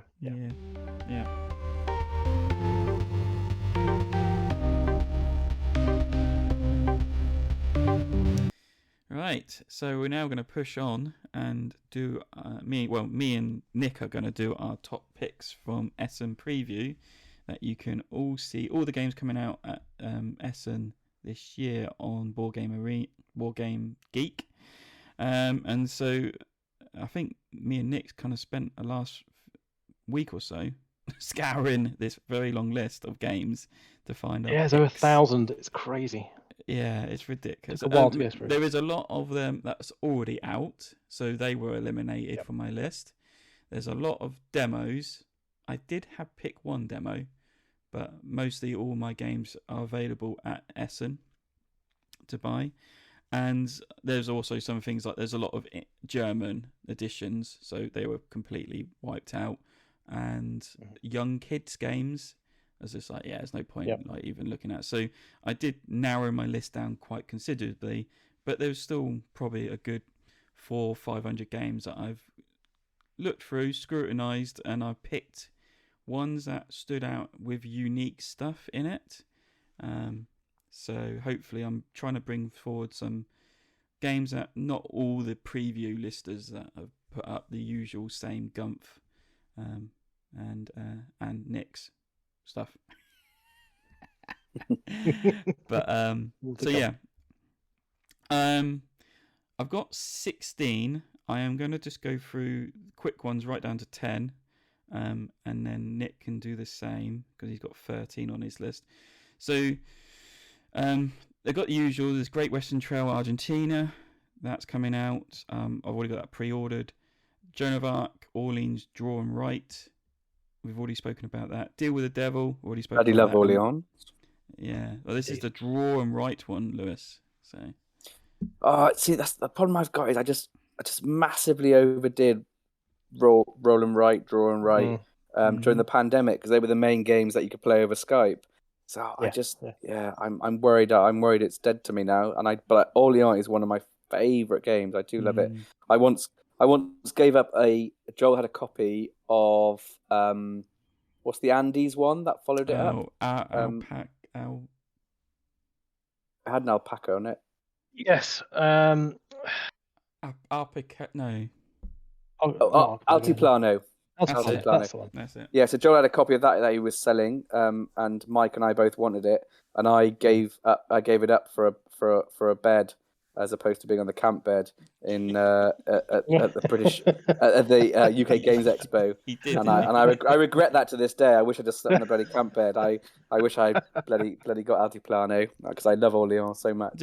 What I'm gutted about is I've got the expansion sat here on my shelf and I ain't got the base game. I thought you gave it. I thought you sold him the expansion as well. No. It was just because the expansion wasn't out, and then Meeple's Corner when I was doing work for him gave me. Oh yeah, he can have that. I was like, oh great. Mike, can I have the game back? But so yeah, Deal with the Devil, which is we've spoken about on the show. My Shelfie, again, we spoke about that last week, I think. Last podcast, so you can check out our thoughts on that. So 16, Detective, you can't cheat death. Now it didn't intrigue me at first, but until I looked at the images, and now it's a small box, you take out the contents, you put the bottom inside the lid, and then you put these cards down the gaps between the two, and you then make a scene up, and it's basically a whodunit mystery game, and you've got to work with up to six people how to solve this mystery using the cards that are provided and the scene and things like that. So I thought, that's quite good. But then I realised this is like the fifth of a line of detective games. So there's other ones that I might just look at and like pick one off like Amazon for a few quid and see what it's like. Flick Maze is basically a dexterity game of flicking a disc around a maze. You get I'm in. You get like something like 24 structures or track pieces you put together. But not only that, you could also create your own and print out your own track pieces to add to this game if you've got a 3D printer, by what I can read. 3D printed. Nice. Yeah, so that was quite cool. That's come from something games. Atiwa Games, that's it. Warcrow Adventures, this is the demo game, but this is done by Corvus Belli, and Corvus Belli are known for doing one of their miniature games that's set in the future. It's really quite cool system that I've played before, but this is now they're bringing out their own dungeon crawl type of game, and it looks very similar to other dungeon crawl games, but in it there's NCP characters that you can meet and interact with and like do your adventure. I was like, okay, I got interest on that, but yeah, it's only demo, so it's not coming out until next year. Trinidad was higher in my list until I looked at the rating, and then I looked at a couple of reviews. It's the highest rating on my list at the minute at like 4 point something. Just trying to look at it now. 4 points. Well, the weight or the the weight of the games. So yes, 4.38 out of 5, which is very, very heavy. Oh, sounds awesome. I mean. Yeah, high strategy. It looks quite similar to Foundations of Rome, where you've got lots of miniature buildings that you're putting onto map, and you're Mm. building basic Oh, they're Trinidad. lovely little miniatures. Yeah, building Trinidad, like city kind of thing yourself. And it's got this worker placement 2.0 mechanic they're hyping on this. So it's worker placement, you're building buildings, but then buildings have like powers and will activate when they're next to other powers and things like that. It sounds overly complex. I don't think I'll get this to the table with my wife because she will just like die of boredom. So it's probably not one I Sounds get. amazing, but never play it. Yeah, and it's also 150 euros to purchase. Oh, I'm out. wow. Yep. Pilgrim really got my interest, and actually it might go a little bit higher, but again it's quite high complex or weight complex. It's 90 euros to buy at Essen. It's being touted as kind of the rondel mechanic of moving your acolytes around and taking actions and building stuff and that. But then it's also got this kind of 18xx style type tile laying feature of you're making routes to the cool. city and areas about it. Oh. And you're doing that. It also boasts it's played over 16 rounds. Perfect information once you've done the setup. There's 160 septillion possible setup things they're boasting here. I think I've said that right. Different starting setups, you mean? So yeah, basically, the whole setup can be done so many different ways. You're never going to come across the same thing again. And yeah, it looks great. I was watching a Rodo run through of him playing it, and it does look intriguing. I imagine he didn't like it. Funny enough, he loved it. Oh, did he? Gosh, well that is rare. And then my number 11 is Stack and Stuff Patchwork game. I've put this in there for you, Lewis, because you love your Patchwork games. Yeah, I do love a bit of Patchwork. and it is. Oh, this is the new Patchwork. Oh yeah, I've seen this. Streamlined Patchwork, yeah. Yes. It looks actually quite good, actually. Streamline, the most streamlined game ever made. No, don't touch perfection. It's got cute artwork though. It is quite clear. In this one, you're actually stacking a removal lorry of furniture and making it like be stacked really well, and then you've got to travel down a road and things happen and things could bump out and yeah. So it looks quite fun. It's 2-player again. Don't build the lily. Patchwork is already perfect. So right, down to my 10. Nick, do you want to do your 13, 12, and 11? I'll do the 13, 12, 11. So number 13 on my list is My Island, which is Reiner Knizia. This is a sequel to his previous game, My City.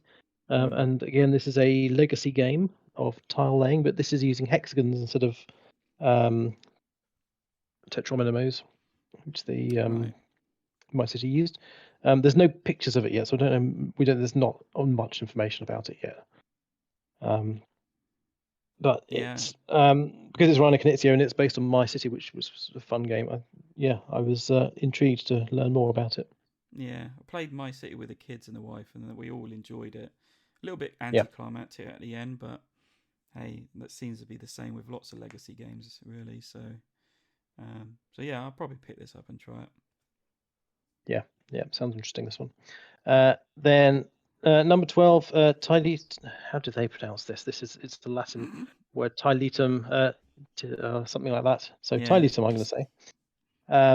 So this is another of the T games from Board and Dice, from Daniel Tassini and Simone Luciani. This is not in my top 10 because it looks a bit too beigey Euro for me. I'm a little burnt out on beige Euro T games at the moment.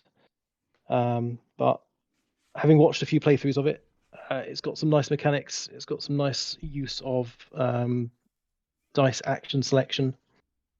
And it doesn't look like too complex game. It's looks pretty nice. But it is a classic T game style, almost trading the Mediterranean, but it's gaining riches in the Renaissance.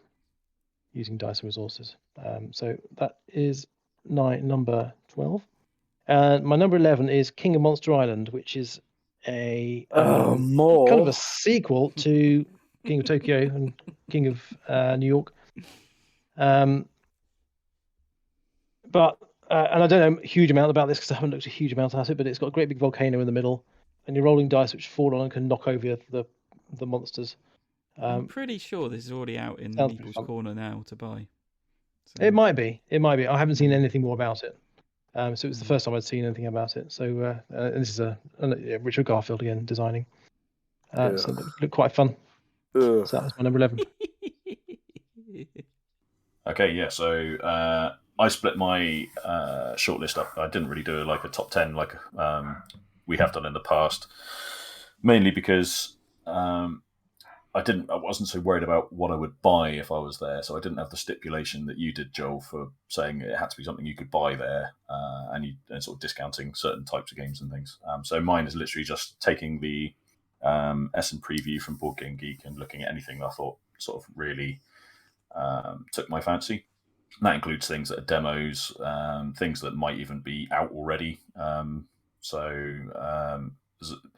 basically made no distinction. I just sort of marked things as interested or not. So yeah, I've basically got two groups. I've got the must-haves, which are the ones that I would definitely come home with if I was able to if I was at Essen. And then I've also got my interested list, which is actually essentially for all intents and purposes this list. I'll quickly go over the must-haves because they're quite easy to explain. Number one is a game called Crash Octopus from Itten Games, which is a Japanese publisher. I've actually got that. Have you got it? Have you? Oh, yeah, nice. I backed the Kickstarter, and it's sweet. actually a decent little game. So yeah, I mean it's kind of again one of those very kind of quirky Japanese kind of games, but with really nice pieces where you kind of sort of moving your boat around a sort of 3D seascape with a giant octopus in the middle and stuff, and it looks really just stupid. It looks a bit daft but fun, but it looks amazing. And being Japanese, it's very difficult to get hold of outside of that Kickstarter. So I did see it appear on the Essen preview list, and it's only the Japanese. It's a German version in Essen. Not too bothered by that. So actually, I got in touch with a friend who lives in Tokyo, and Itten Games sell it online, the English/Japanese version of it, but they don't ship to the UK. So my friend in Tokyo, Al, thanks Al, he won't be listening. He bought it for me because he can understand Japanese, and then he's sending it to me now in the post. So awesome. I've got Crash Octopus on the way, and because the pound is so good, well, I suppose it should be the other way around. The yen is so bad against the pound right now. It made it quite cheap. I think it was only like £22 or something. So yeah, really cheap. What's the shipping cost with your mate? Probably about £10. He reckons. That's right. So it's about in total it'll be about 33 quid, which is pretty good. Yeah. So I'm happy with that. Number two, I would definitely come home with if I was there, is Die Wanderenden Türme, which or Turme. I'm not sure how you pronounce that precisely now. The Wandering Towers. We've talked about it a couple of times in the last couple of episodes, and I just find that the most fun game. Plays up to 6 really, really well. It's quick. It's it creates those laugh out loud moments and stuff, which is just perfect for what I like. So I talked about that enough. Have it. Yeah. Yeah. I'm surprised you don't have it. Chris. Yeah, I was. It's one of those that when Chris had it at Meeple's Corner, had it for sale, and I think even for offer. I was like, it's the German version. I don't really do German versions. I'll wait for the English version. And I'm not entirely sure if there'll be an English version at this point. So I just made do with kind of playing my friends' copies. A couple of the guys in the group have got it. And I just really love it. So I will add it to my collection at some point. Maybe there'll be an English version at that point, but it's completely language independent anyway. There's no text on the cards or pieces. You just need to print out the English rules and you're good to go. And it's super simple as well. So it's just really good fun. I would definitely have bought it if I was there. And number 3, I'm pretty sure is not available to buy there.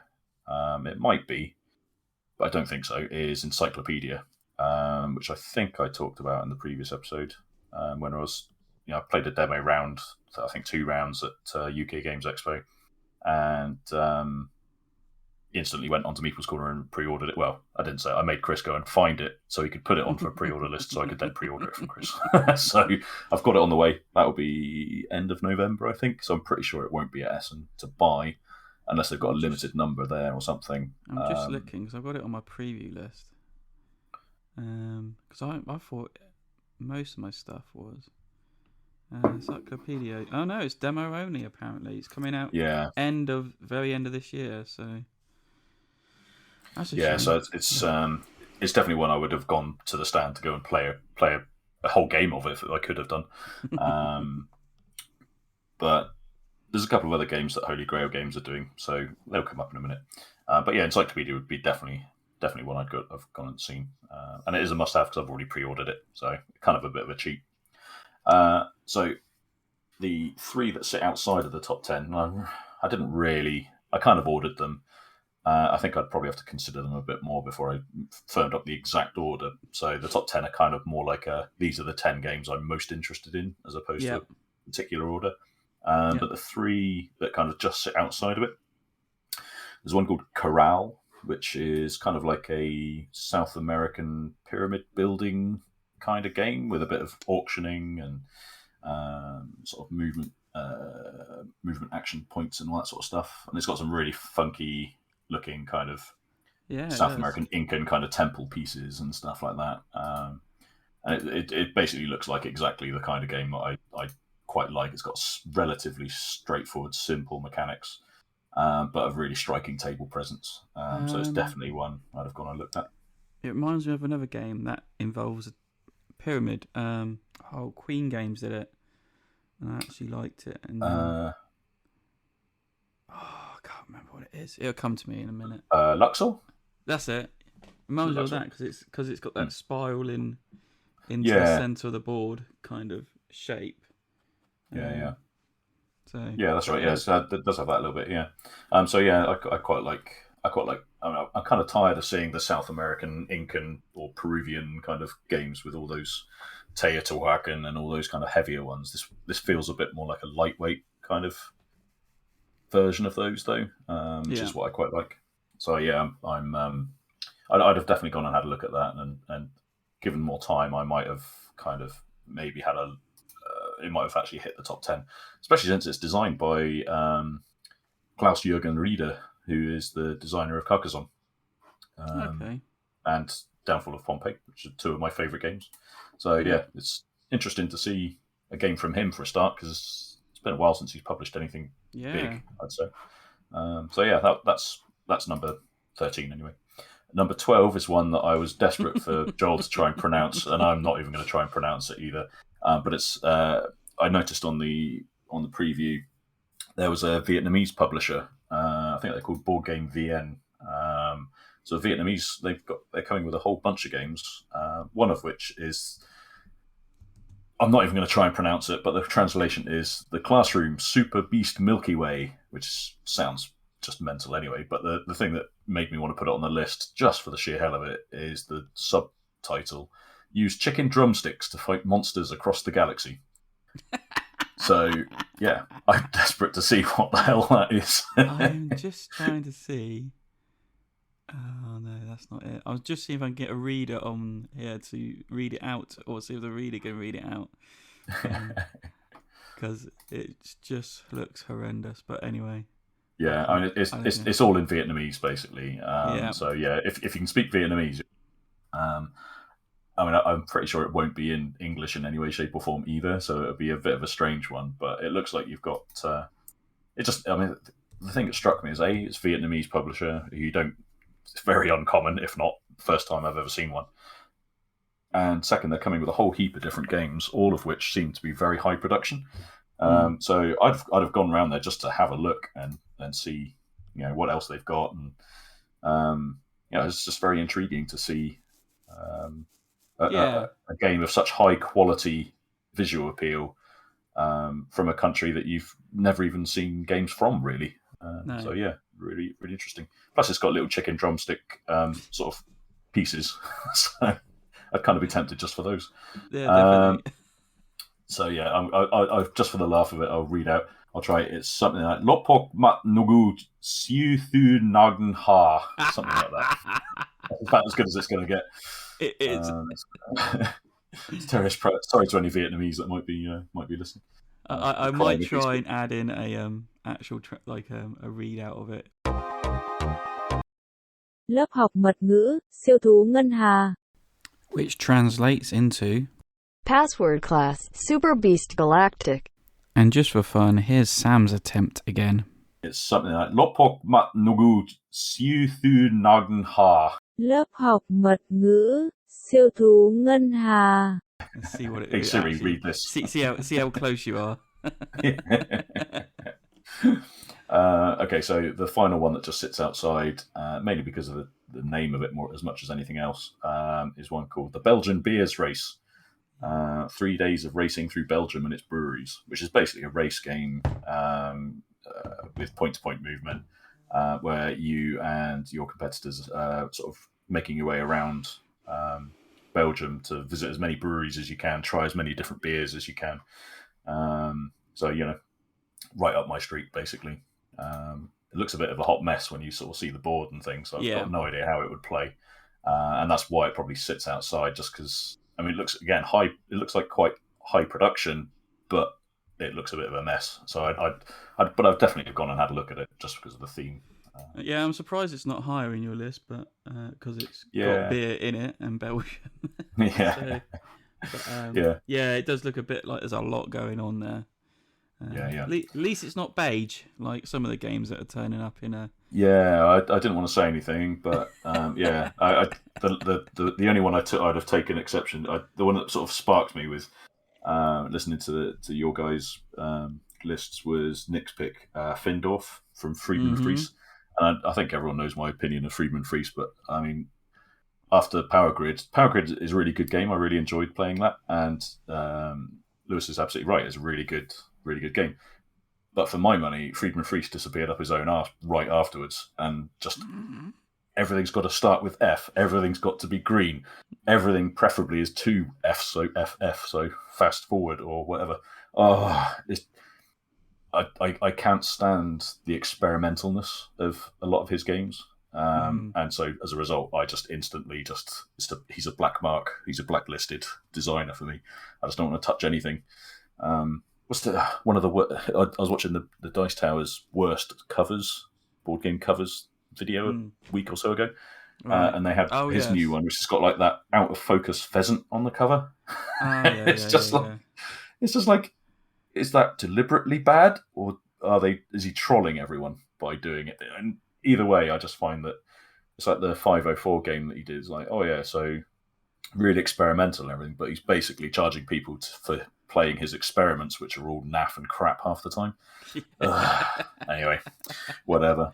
Plus, because everything's friggin' green, it's like it's may as well be invisible to me. So Anyway, forget that. Anyway. I'm not here to moan about everyone else's. I'm here to talk about my top 10. So that was my number 11. So back to you, Joel, for your top 10. Right. So my first one, top 10, number 10 is called Festival. And this is the first of 2 kind of music festival games on my list. So Festival, there's not much information about it. There's not even any pictures of the game itself, but it has got something intrigued me about it is you're trying to convince festival goers to move to different stages around this concert to earn your points and do that. So, and it's also using polyomino type tiles as well, I believe. Yes. And so, trying to move them around the different venues or get them to go and have food and things like that. So it intrigued me, but because there's very little information about it, it kind of sat in 10. I actually did move it down further, but then the others lot moved it back up to number 10 for me. And it's only €20, which is actually a pretty good price. 2 to 4 players, 30 minutes, 15 to 30 minutes to play. So it's actually more or less. I've got a quick question though. What? Very, very important question. When did Tetris shapes become called polyominoes, or whatever you call them? What are they supposed to be called these days? Polyominoes. Yeah. Polyominoes.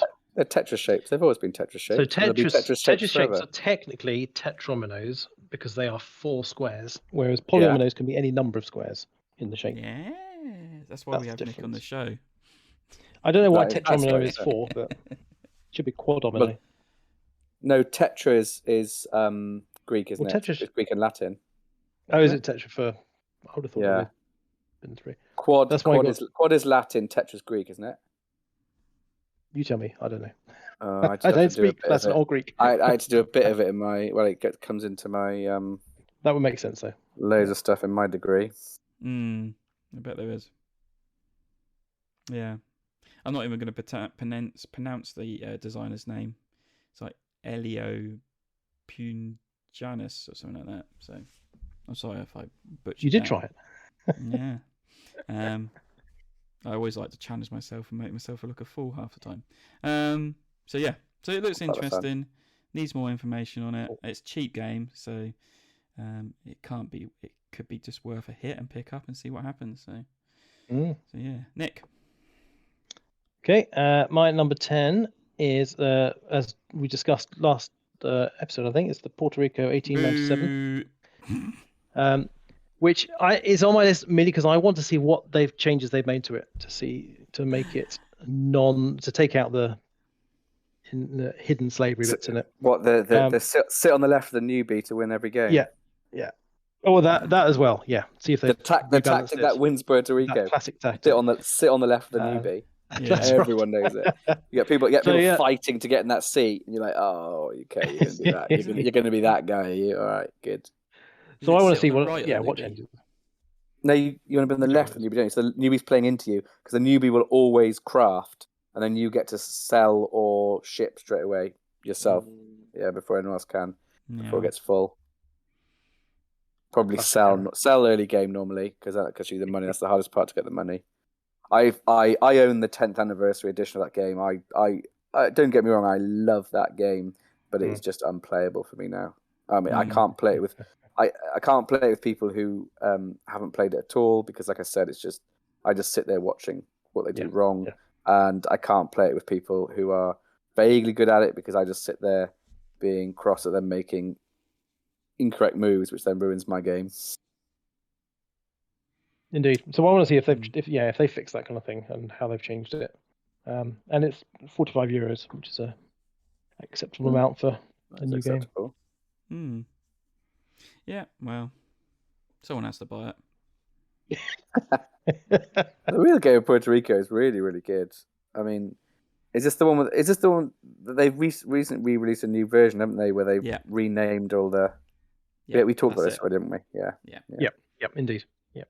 So your number 10, Sam, is Maui from Next Move Games, which the publisher of Azul, basically. Not the same designers, but the same kind of vibe of game. So that's what kind of made me look at it and go, interesting. And it looks like essentially you're owners of a beach and you're trying to position your sunbathers in such a way as to make certain patterns. So it's not dissimilar, I guess, in some ways to the Azul sort of philosophy, but it's got that same with Reef, for instance, which is the previous game. It's got that same kind of very simple, slightly abstract, but pretty look to it, but accessible. And that's kind of what I always like. I like those kind of games where it's about 30 minutes, 45 minutes, and doesn't matter what the player count is, and it looks nice. That's all that really matters to me. And this one would be something I'd look at. Whether I'd buy it or not, no idea. But I'd certainly want to go and have a look-see because it looks like a nice, easy, whimsical, family-friendly theme, as much as it needs to be a theme. Just looks nice. Yeah. Make your beach goers' towels look nice on your beach. What's not to like about that? Sounds pretty cool. But that's why it's number 10 as well, because it's quite a light effort. It's not necessarily the most interesting game in terms of in terms of uniqueness or anything. But yeah, it looks quite nice. That's the one. My number 9 is called Home Sweet Home or Not. Designer Paul Peterson by Devere Games. Devere, yeah. Again, at first it didn't really catch me until I looked at the images and then read a little bit more. And basically, it's like lots of little boxes inside the main box, because you're basically working together, a cooperative game of 2 to 5 players to organise and lay out this this house over 5 missions, and you've all got to work together to complete each mission in a row. So you've got like boxes of different sizes inside this other box, which are basically rooms, and you've got to have them next to different rooms and have the right furniture and the right people in it. So it's kind of working together to create what the mission says, which again, it interests me. I like it when like they like think outside the box, or literally think about the box inside. Literally inside the box. So I like Yeah, that the kind of box game stacking looks a bit like what's that penguin flicking game? Yeah, Ice Cool. Oh yeah, Ice Cool. Yeah. You got that, It looks Joel, or interesting. did you sell it? Absolutely, yeah, I've still got it. Yeah. So yeah, it wasn't until I looked at the images again. I was like, oh, okay, that changes its rating. I might have to put that up higher. So yeah. So that's my number 9. Very good. My number 9, we've already mentioned, which is the Joan of Arc, Orléans drawn right. Not much more we can say about that because there's not really any information about it other than the small description on Board Game Geek. But I do love Orléans, and so we'll see what they have done with it into the drawn right mode. Number 9 is Starship Captains. Now, we've probably all talked about Starship Captains a couple of times in various shows for the last 6 months, really. I still don't know what people think of it or what it's going to be like because it seems very difficult. So I didn't get a chance to play it at UKGE, so I would like to have gone to try it at Essen. In CGE, we trust for the most part. I mean, most of their games tend to be very good, so I can't believe this wouldn't be fun at the very least. But I'd want to see it before I even consider. So I want to try a round or two to sort of see how it plays because I still don't quite get how much game there is to it, really. And it seems like a lot of the comments are basically, it's a bit keep doing the same thing all the time kind of vibe. But I'd like to try it and see. And I like the theme of it. I like the sort of the Orville kind of esque nature of it. It seems quite fun. The artwork's really nice. So definitely one I would like to go and try. Definitely, yeah. It's kind of why it's not made my list. Is I think I would aim to go and play it to actually see if it's any good. So far, as you said, not heard great things. It's not to say it's a real bad game. I don't. I think that's the thing, isn't it? It seems like it's. Yeah, I think it seems to me like a lot of it is with CG. You expect it to be great, like Pulsar 2049 or Lost Ruins of Ark or whatever. So the hits that they get are so big that when they don't have a hit, it skews really a bit weirdly. Yeah. But it doesn't necessarily. Starship Captains could well be a very playable and enjoyable game to play, but it's just not a Lost Ruins of Arnak or whatever. No. Which means it's not quite in the stratosphere. Who's the designer? I've forgotten his name. Peter Hofgaard. Peter. Tabletop Together guy. For Peter's sake, because he has been on the show before, I do hope it works out and it is actually a good game. So, yeah. I'm pretty sure it is. It's just how good of a game is the thing, isn't it? Mm-hmm. So, yeah. But it's definitely one I'd like to go and see. My number 8 is Decorum. So again, this is actually another kind of house decorating game. Just coincidentally went together. So again, you're cooperatively working together, but it's hidden information again where you and your partner share the same objective and decorate your home in a way that makes you both happy. So what I can remember, because it was a long time ago now, I looked at this, there's like you've got your own objectives, but you've got to then put the items into the house or into the rooms to match what you're trying to do but not upset the other people, and the communication's got to be minimum between you. It sounds hilarious. Yeah, I like the subtitle of a game of passive-aggressive cohabitation. Yeah. I think we've all lived in one of those, haven't we? Yeah. Still living it. What are you on about? Oh. Yeah. This is by Floodgate Games, and it's a low rating complexity of 1.9, so it's quite low, and 45 minutes to play. So again, cheapish game or quick game. $45 to buy if you're picking it up at Essen, apparently. So. Oh, I didn't know we were putting that lamp there. Yeah, that's basically it. You sure that that chair works is there? Is that where we said we're putting the lamp? Was it? Quite literally that, yeah. I do like the artwork to this as well. It looks quite, it's bright and colourful. Quite and fun. And also the pieces they look acrylic. Yes, they are. So like all the they look plastic. Yeah. So nice component look. And minimalist artwork, so it's quite fun and cool. So yeah. Cool. So my next one is, what number are we on now? I've lost track. 8. Who's doing what? Number 8. So my number 8 is Pioneer Rails, which is a game coming from Dranda Games, who did Solar Sphere and what was the other one? Solar Storm. And this one, I saw this one was available for demo at the UK Games Expo, and I didn't get a chance to try it, unfortunately. But it's got an interesting concept of card play, where you're using kind of traditional deck of cards, which give you actions based on the suit and number as to what you can do on it's effectively a flip and write in that sense, of what you can do on the board. So you're drawing on your own little map. And you have different areas that you're trying to achieve things in. Trying to think how else to describe it. It's you've got effectively they're poker cards that you're trying to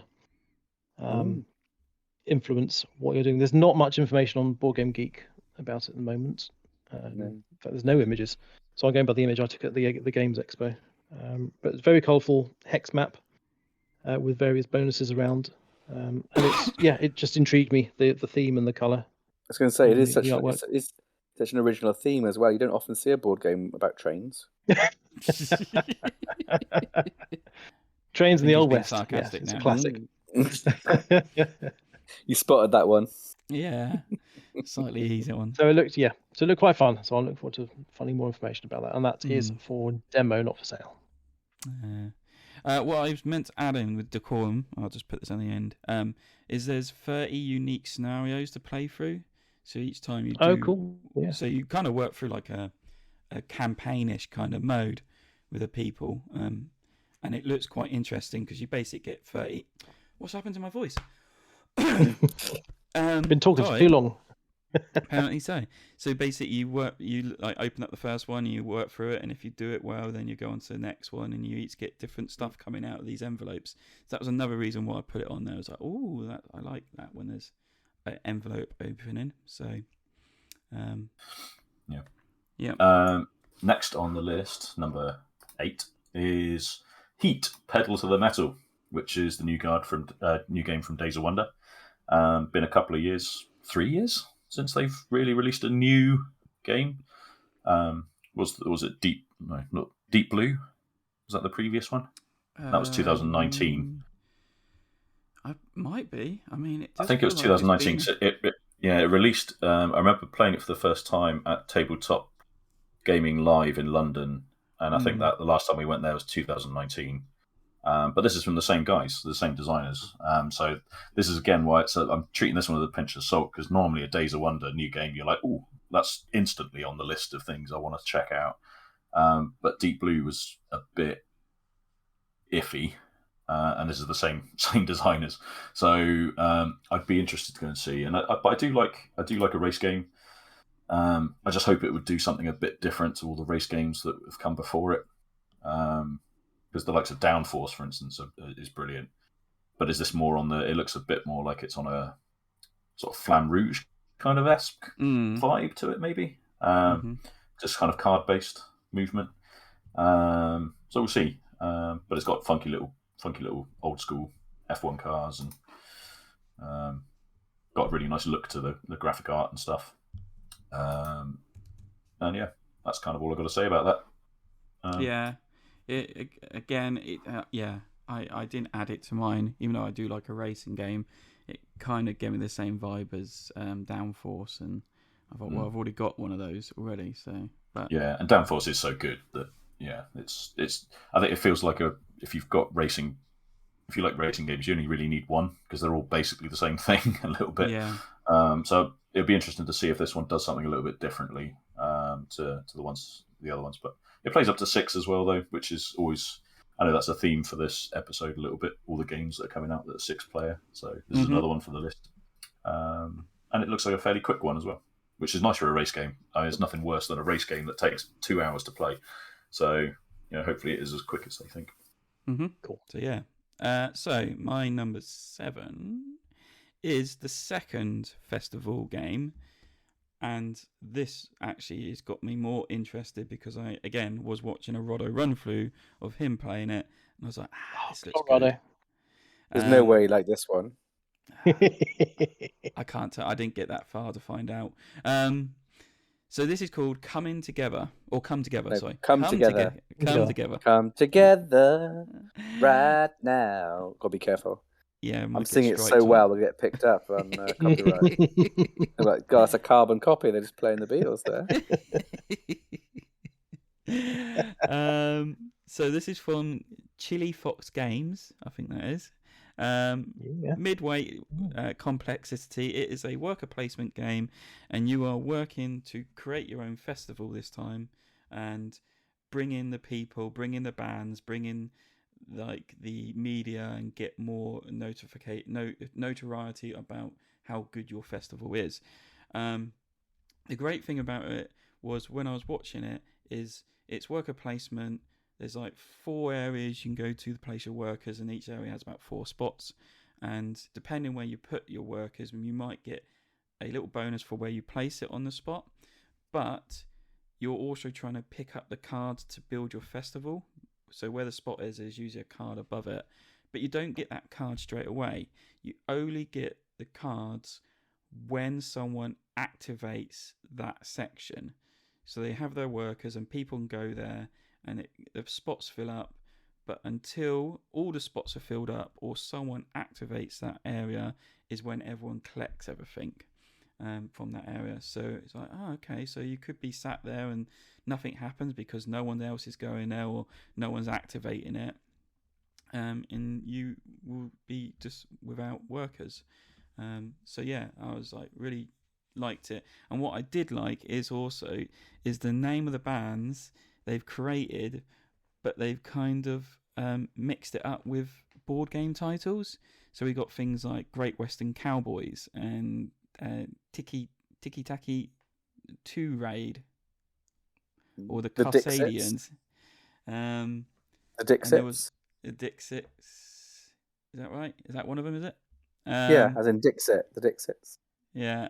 There was also, what's it, Boomer Haven or something like that. Yeah. So yeah, it's just cool how they kind of mix up board games with the music scene as well. So yeah, I actually probably will pick this up when this actually hits retail, because it looks like a fun, relaxing Euro game to play, and it plays up to Cult Depressed. it plays up to 6 players. J Per. Yeah, 6 players, €65 to €65 to buy. But it's also got you can either have like everyone plays with the same festival scene, or you flip them over and each of the other sides have like a unique disability. Is that a word to say? Where you're kind of hindered in what you're trying to do. It's a bit harder for you to do something. So like the one Rado was playing with, when he was playing it, he had to work more to get his media attention higher.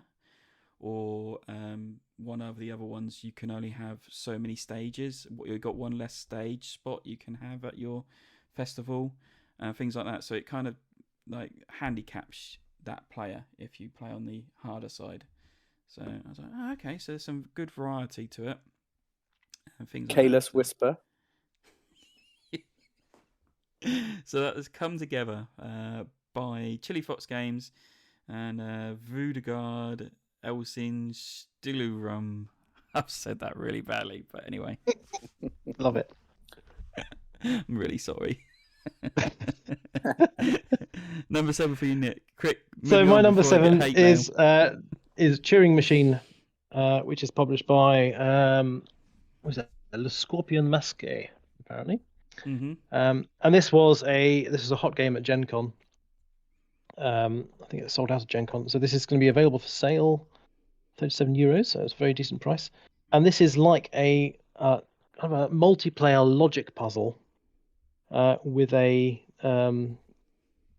it's like a punch card machine. So you've got loads of these little punch cards with little holes all over the place, and you're trying to work out and deduce the secret code behind the current round's aim by overlapping these punch cards, and you're all kind of like in Cluedo. You're trying to get more information from all the players, but it's like a logic puzzle where you're slotting these in. And you've got a lot of. I think it comes with something like 50 different possible solutions, and then they're releasing more goals. I think it's every day on their website. They're creating more goals. It must have been an absolute nightmare to design. I don't know how they've designed it. It's so clever, the way all these cards overlap with the different gaps in to see which spaces are in what and everything. And I watched the Game Boy Geek playthrough of this. He was so excited by it. And it looks a lot of fun. I do like these kind of puzzle games. So I'm intrigued. Search for Planet X, Cryptid, all those kind of things. Yeah, so Tobago, good. That kind of stuff. Yeah, it's on that my was my number list. 7. Yeah, it's on one of my list further down. I think because you put it on your list, I was like, I'll pick something else. So yeah, it definitely looks interesting. Definitely would be a great game to play at club, I think. Yeah. Number 7 is a little bit different. So this is a new game from Holy Grail Games, who are the publishers of Encyclopedia, the one I mentioned earlier. There's no real imagery for this one yet. I'm literally going off the sort of description of the mechanics, and it's called. I should have said what it's called. It's called Copan, Dying City, which is after saying I'm kind of fed up of South American ancient culture games. This is another one that's on my list somehow. But this one is a worker placement / tile placement kind of Euro game. Yeah. What I like the sound of with this one is that you start with plentiful resources, and as you're building, essentially as you're sort of working on your city, the resources get more and more restricted as you go on. So it's kind of like the ability to grow is getting harder and harder, essentially. So it's like I guess it's quite a dark theme, really. It's the kind of collapse of their society a little bit. But I do like the idea of the mechanics. So you're sort of trying to gather resources that are getting harder and harder to get in order to continue to grow and earn your points, basically. But yeah, it's a bit of an off, sort of a left field one, just because I like the look of the cover. I know Holy Grail Games. They seem to make games that really work for me at the moment. So I would want to go and see it. Mainly because there's no other imagery and I've got no idea what it looks like. So for no other reason, I'd like to go and see what else to it. It looks like it might be, looking at BGG, it looks like it might be a Kickstarter thing. Maybe it's coming to Kickstarter. I don't remember it. Not sure if it has been on Kickstarter or not yet. Let's have a quick look.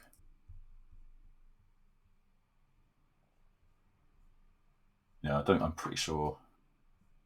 Yeah, it must be a new one coming to Kickstarter next year, I would assume. So it's kind of like a preview copy, maybe they've got, but we'll see. Kind of sounds quite interesting anyway. Enjoy it. Yeah. So number 6 for you, Joel. It's called Woodcraft. I actually saw this before the Essen list came out, and the previews are going on already for it. The only thing that I don't like about it is the front cover, because it looks like a 5-year-old drew it all. But anyway, it's a bizarre cover. It is. Yeah, I like the fact the guy's filing a dice, but other than that,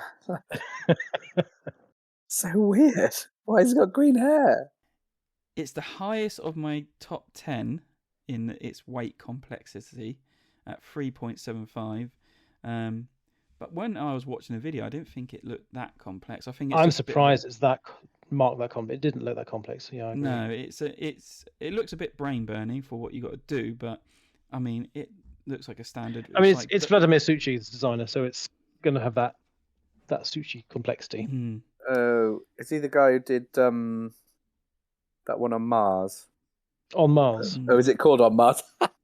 It's called On Mars. No, that's not him. That's not him. No, I know that's Vladimir. That's Vital Lacerda. That's it. But Vladimir Suchi is the same kind of level. What else did he do? I'm sure he's done. I can't picture what he's done. Yeah, he's done lots of other stuff. So he's done Shipyard, 20th Century, Last Will, Prodigals Club, Pulsar, 2849, Underwater Cities was the one he's known most for. Yeah. Praga Cup at Rigney. Oh, Last Messina, Will. That's what I know him from. He did Last Will. Yeah. Yeah. I knew that name. That's a great game, honest. That is a really good game. It's like a much better go for broke. So I don't know if we actually got round to what it's all about, but it's basically dice placement, action selection game where you're in the forest. You're trying to build stuff out of wood, but like the dice are the wood, are the different types of wood you can get, and you can split them down depending on the number size and things like that. But the great mechanic on it is your action selection is on this kind of wheel arc, and you can pick an action from wherever on there, and it moves along to the next section. And once the last section empties, the hands of this kind of clock turn until it hits the next section with stuff in it, and the previous stuff that's left behind gets a boost if you pick from there as well. It's really clever. It's like a moving rondelle. It's very clever. So it's basically it's making you feel like you need to pick older actions that have not been picked yet, because you get more benefit from picking those older actions, and the way it moves around unlocks those actions, so it kind of does the bookkeeping for you. So you can keep picking. Puerto Rico's been doing that for years, mate, and you slagging that off. So has it actions that aren't picked? Yeah, actions that aren't picked. Yes, coins so I put know on what them. you mean. But this does it look way better. But do you win if you sit to the left of the newbie? That's the question. I don't know. All I watched was it's a real good game. Playing it solo, and he played it really badly as well because there was so many error mistakes. So I won't diverge the name, but yeah. So, but even that, it was like, actually, this looks like a good fun action selection game. So, but yeah. So that's Woodcraft by Delicious Games. Lovely. My number 6 is Findorf, which is the next Freedom and Fries game. And this is it will be for sale €50 at Essen. And it is it's been described kind of like a reworking of Power Grid, in that same kind of vein. So it's got the same resource market as Buy them Power all. Grid. I want them all. Buy them all for me. The board is very, very beige. I'm not sure why they've put a bit more colour on the board. You had me at Power Grid. But all the cards are green, so got green in there. Power Grid is very beigey. So good. Played that just the other day. Amazing. Love Power Grid. So this is like it's using the resource mechanic from Power Grid. It's that kind of weight of game. We think there's no weight specified yet on Board Game Geek. But it's a 1 to 5 player game, and it plays, it says, in 55 to 75 minutes, which is a lot shorter than Power Grid. It depends who you're playing against in Power Grid. It does depend, yeah. And you're building up the district. Power Grid, I'm quick. Power Grid is a series. One of the best things about Power Grid is the fact that you never have to wait a long time for your turn, because everyone's turn is broken down to little sections. It's a genius. Everything about that game is brilliant. It's really clever. Yeah. And this version there, so this Findorf is an economic engine builder. The resource market from Power Grid. And you'll have this is building rail tracks. You've got building rail tracks and houses. Who's going to Essen? Buy it to me. The board and yeah, looks it sounds boring, doesn't it? Don't it does look care. boring board. Yeah, as I say, it's I'm fed up. 90%. I'm fed up of overproduced shit games. I've had my fill of them. I've got shelves full of those Kickstarter but crap. At least Get Power me Grid was, this one. A good bit Power of Grid was Freeze. colourful Good and bit of Power fun. Grid. Yeah, I don't care. Doesn't matter what it looks like. Look who it's designed by. This is beige going to. Got to go with beige, quality, mate. Lowest Gotta go quality. with quality. The board is beige, but the cards are colourful and greeny, and the Yeah, pieces are nice. Exactly. Yeah, but I'm fed up with from what I've judging looked so far, a it board looks game by its exciting. cover. Don't judge a board game by its cover. That's my motto. That ancient saying. So that was my number 6, Findorf. Yes. My number 5 is Last two you've picked very well, Nick. You picked very well. I Well, want them thank both. Number 6 is a small game called Hungry Monkey, and another up to 6 player game. This is from Heidelberg Games, and it's essentially a trick taking / ladder climbing game. And the reason I would definitely go and check this out is because that's a type of game that we get to play on our Wednesday nights all the time. Everyone enjoys them, so it'd be an easy game to get to the table. And we always like having a sort of new and interesting kind of take on that kind of mechanic. And it's called Hungry Monkey, so it looks really nice. Yeah, exactly. Yeah. So I think it's basically there's different animals which are essentially the different suits, and those different animals have different powers that trigger and that kind of stuff. So it's essentially a weird sort of trick-taking style game, but with special powers. So we'll see. It'd be an easy one. I'd just go and pick it up because it's probably quite cheap, and be an easy one to put in a suitcase on your way home. So my number 5 is Axon Protocol. Now, this nearly got scrubbed to like don't care list until I read more of the description. And basically, Speaking of overproduced, I don't know. There's no. I don't know if there's any actual pictures. It's just. I can see some pictures. Is there pictures? There's a now? few, but not really very much. So it's a cyberpunk themed game. Where it's basically saying corporate warfare and brain hacking. It kind of reminds you of that cyberpunk, the video game. Never heard that before. Anyway. And you're a mega corporation, and then you're basically trying to take over the civilians' brains and make them work for you to do what you need them to do. So the thing that intrigued me is that it's worker placement, but you don't own the workers. The workers Shared move worker around. placement. Yeah, the workers have their own routines working around the city, and you can select which one is in the right location for you to do like the work, and then you benefit off of them. And as soon as you stop working, they go back to their routine. So it really got that me is really said interesting. about that. Yeah, I was like, oh, I want to know more about that. It might be crap.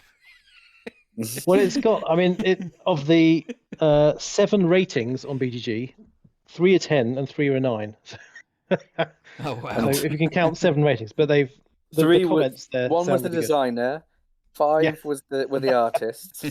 Unfortunately, one they've rated as and the 6. other 5 were their mums. Mum, I told you to vote it for 10, not 9. Yeah. I was trying to make it look more authentic. Yeah, I never give anything a 10, love. I told you that before. Yeah. Not even your dad gets a 10. Yeah, it's interesting. It's good to have standards. I already approve of that, Mum. So yeah, and it's a new publisher I've never heard of, Barquette Games. Baroque Games. Baroque Games. So Yeah, that sounds very interesting. So yeah, I'm going to subscribe to it now. definitely we'll keep an eye on it to see how it turns out. Does look Kickstarter-ish, but it's apparently being sold at €50 there. So, and it plays up to 6 players again. All these 6. It's a good run of games with up to 6 players. Yeah. Obviously, 6 players is the new 5 player. And I remember when a game does 5 players. Ooh, 6 is the new 5. We're all going crazy post-pandemic. We want to get around to those people. Spread some more disease. Let's do it. So now My number 5 is Crossing Oceans which is from Matt Gertz. And Trains on the Water. Indeed. This will be available to buy. There's no price on the preview. So this is a re-implementation of his game Transatlantic, which itself was a re-implementation of Concordia. So Transatlantic was his attempt at streamlining Concordia a bit, on kind of tweaking and changing the theme. And I actually preferred, I prefer Transatlantic to Concordia thematically. Played it. It had some weird fiddly rules though, which were very hard to remember if you didn't play it for a while. So I've played it a few times online, and I just kept forgetting half these little fiddly rules and losing.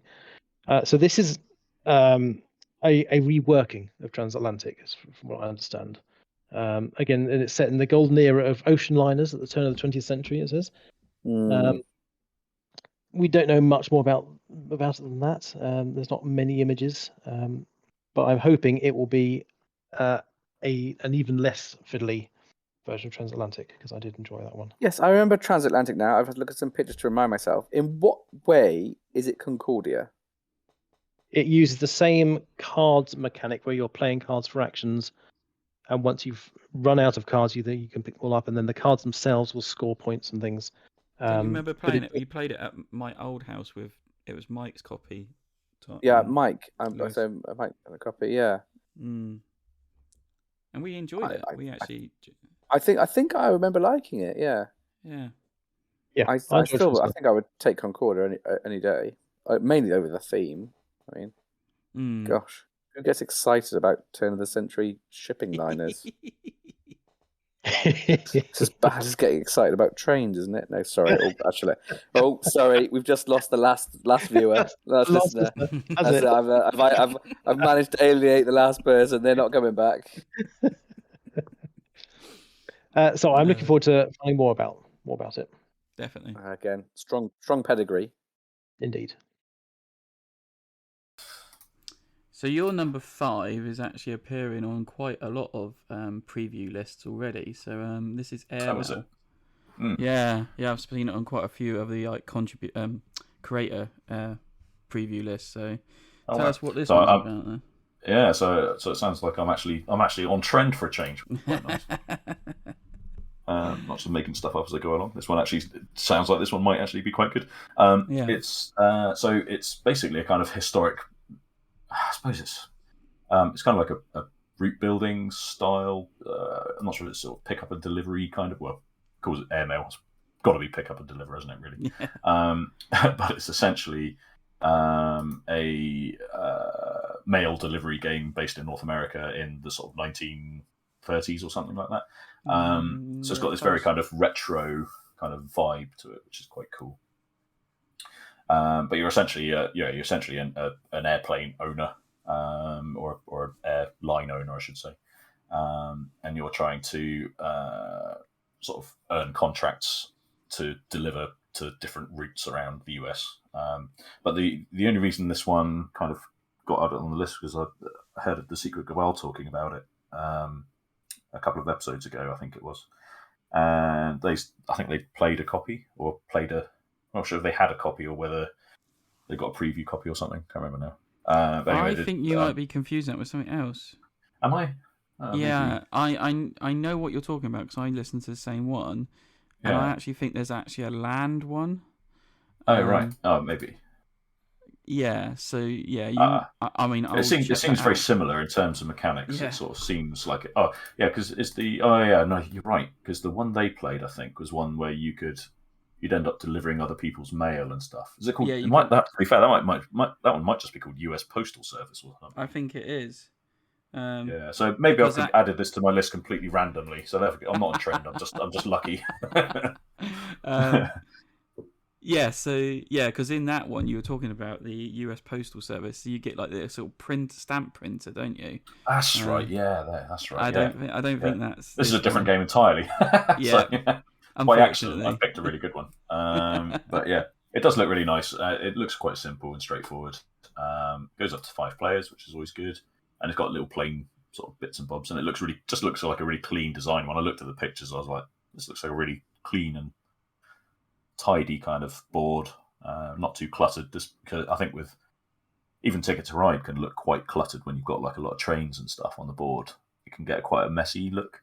Where this looks really clean and simple. Where it looks like you kind of like you. It looks like you're putting cubes down in certain cities to sort of indicate that you've created a route to. You've got a base in a certain city or area, and then you're sort of building your planes out to kind of like further create more routes, which I'm guessing will be to fulfill contracts.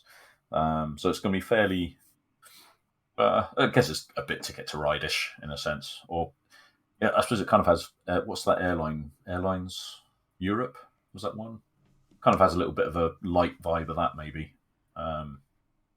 So we'll see. But it looked really nice when I saw it, and obviously I was thinking of a completely different game added to the list. So unfortunately, yes. Yeah. But yeah, it works. Clearly, it looks good if it's on other people's lists. I must be doing something right. Yeah, not doing too badly. My number 4 is called The Wolves by Pandasaurus Games. Again, this is another. Oh no, it's 5 players. That's my eyesight. I thought it said 6. It didn't. So basically, The Wolves is, as it suggests, you are a pack of wolves, and you're basically trying to dominate an area control game and dominate territory. It looks really bright, really colourful. It's got that mechanic where you've got a player board and you've got pieces on it, and you've got to get stuff off of it to unlock more stuff or like score points and things like that. Uncover stuff. Uncover stuff to reveal more actions or more like speed or things like that, because it's like got your packs, your wolf speed, your pack spread, and things like that, and you can put layers out, and you're trying to control areas. But the unique thing is, like, your actions are determined by terrain tiles that are on your board, and when you take that action, you flip the tile over, and it's a different terrain on the back of it. So it looks really quite intriguing of how that mechanic's going to work with this this mechanic of everything they put together. So and it's wolves. I love wolves and dogs. So that's really cool. Yes. Nice theme. So, who doesn't love wolves? So dogs. definitely building your wolf pack. Nice. Right, I'll subscribe to that one as well. Oh wait, hang on. Speaking of spreading news that I'm not supposed to, you always tell me off not to tell you stuff. We're getting a new puppy. Yeah. Oh, cool. Hey. Yeah. Have you killed the other one yet? Have you? No, he's still alive. Just poor guy. I mean, he's pretty old now. He's 15. He's not he particularly is old, isn't he? Yeah, he's not particularly continent, and he's completely deaf. He's got cataracts. He keeps on waking up every morning and having a wheel over the floor. Yeah. Yeah. Poor boy. We keep thinking about getting a puppy as well. I was like, Are you? So, I know of a Labrador puppy going cheap. Oh, do you? Yeah. How cheap? 600. Oh, that's not bad. What's wrong with it? Right. Very good. Nothing wrong with it. I mean, so pure breed lab, but the mum. Get this right. So they went on a holiday and left their lab at a kennels, and the kennels got her pregnant. Yeah. Wow. Yeah. Bad shit. Wow. It was from another lab. It was from another lab at least, but again, it's not kind of. So, well, some dog at the lab, hopefully, not someone. Yeah. So it doesn't come with a certificate, but they are labs, but you can clearly see they are. Awesome. But what colour is it? Golden. Cool. Nice. I might tell Claire about Best that. colour. Yeah, I mean, you won't get them cheaper than 600 anywhere else. I mean, dogs are crazy expensive now. They are so expensive. I know. That's the one thing we've been looking at. Anyway, it's completely off track. So that was Wolves. Yeah, sorry. Pandasaurus Games. Nick's number 4 is on my list. That's the only crossover we're going to do. So yeah, it's higher up on your list. So should we leave it to your? We'll leave it until it gets to my number. The one I do know is on a lot of other lists is the next one, my number 4, which is Hamlet, the village building game. That one seems to have gotten off. I think it's the most thumbed game in the preview list. And I nearly went and saw it. I should have gone to see it at UKGE. I knew it was there, and I just didn't get a chance to go and see it. But it's kind of like a tile placing sort of village building kind of game. Just looks really smart.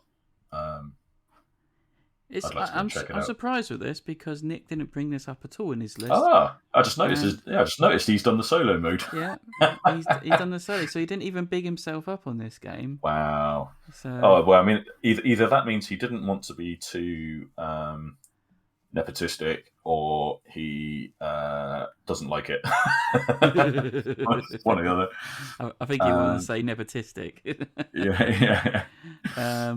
But yeah, it looks really nice. It's kind of looks like a complicated.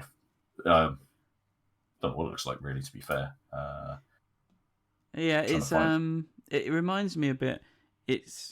It was on Kickstarter, and I kind of considered backing it, but then didn't in the end. It's kind of a mix of like key. What's it? Keystone. Oh, Keyflower. Keyheart. Is it? Yeah, Keyflower. That's the one.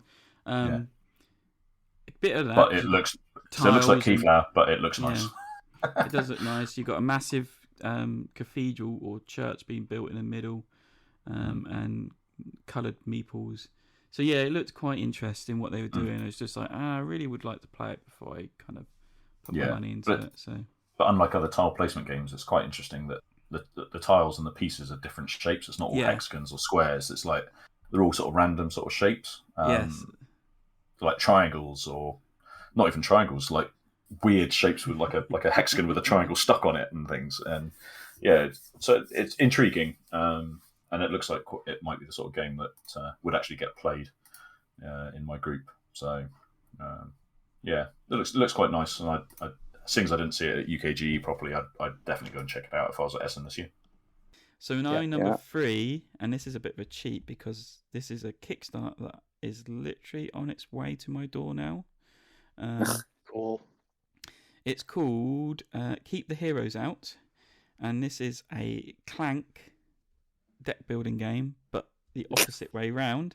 Oh, I've got more Clank in there. Yeah. Yay! I thought I'd squeeze that in. A Clank-like game. Clank-like game, but now you are running the dungeon, and you're trying There's to a co-op as well. You're trying to stop the heroes coming in and stealing the treasure.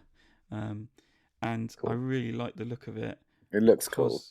It's really nice. Kind of cute-ish, very colourful meeple characters you get with it all. Yeah. Gotta love them. Yeah, the meeples they're really cute. Meeples are epic. I love the little rats. They're so good. So it's asymmetrical cooperative dungeon defense game, 1 to 4 players. You play the monsters protecting their hard-earned treasure against the horde invaders of looters trying to steal it. So you basically draw up 5 cards. You play your cards. You can move around, activate tiles, perform tile actions, attack heroes, and move your units around. So yeah, I'm really looking forward to when this drops at my doorstep. And it does look beautiful. Looks epic. I want to play that. I'm pretty sure you can. You can buy it from Essen, but you can also pre-order it. Late pledge, I believe. I might be wrong on that, but so yeah. Very good.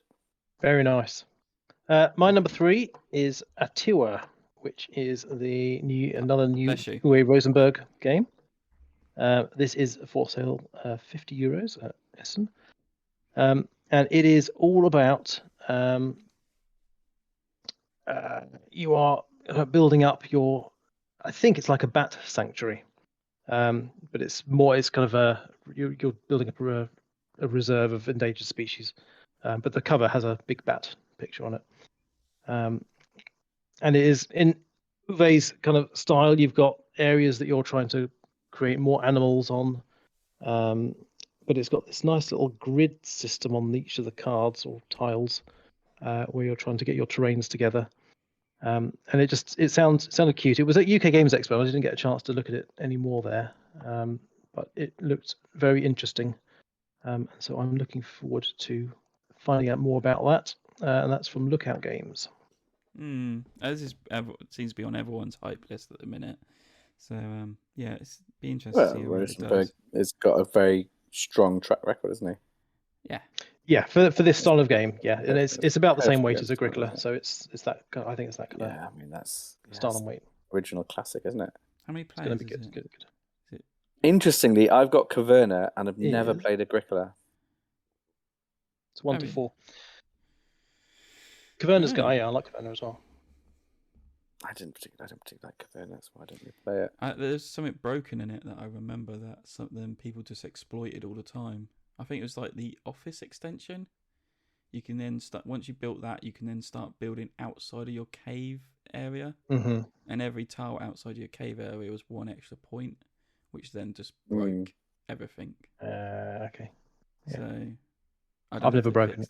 Loads of Rosenberg's games have got like really ridiculously broken mechanics. Le Havre is the worst for it as well. Like, there's so many cycles in that. Like you play that and you think you do really well, then you go and play with another group and like they literally get like thousands of points. They destroy you. How is that even possible? Like I thought my like 100 was amazing, and then like it's just like it's just dog shit.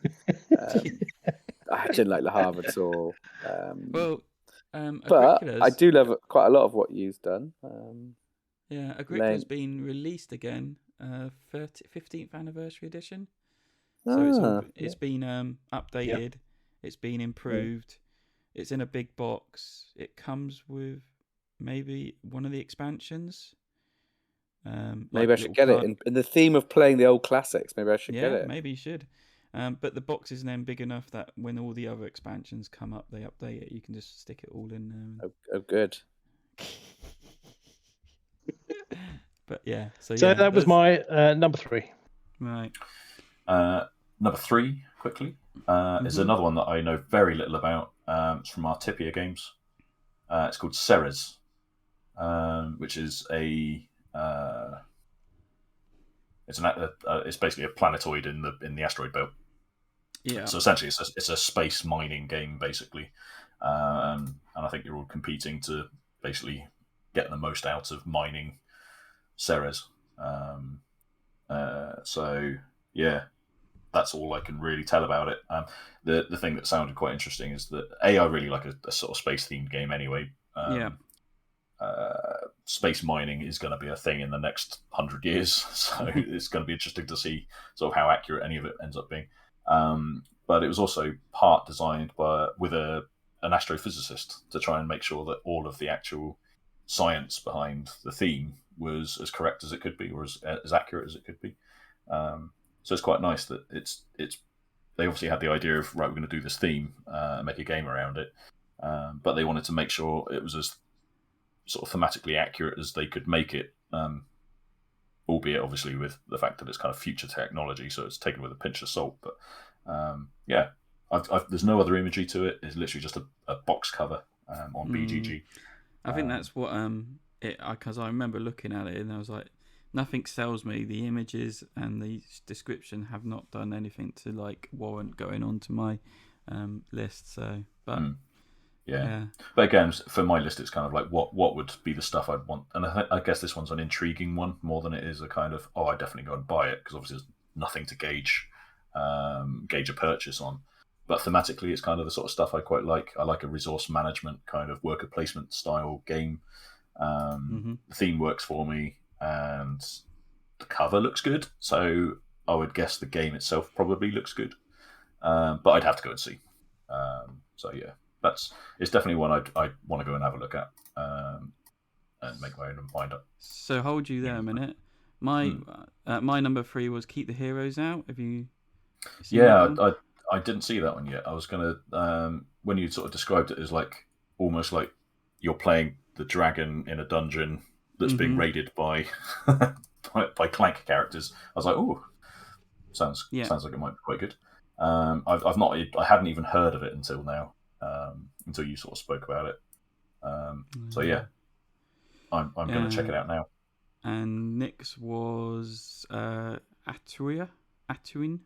That's the fruit bat one. Yeah. Yeah. No interest on that then.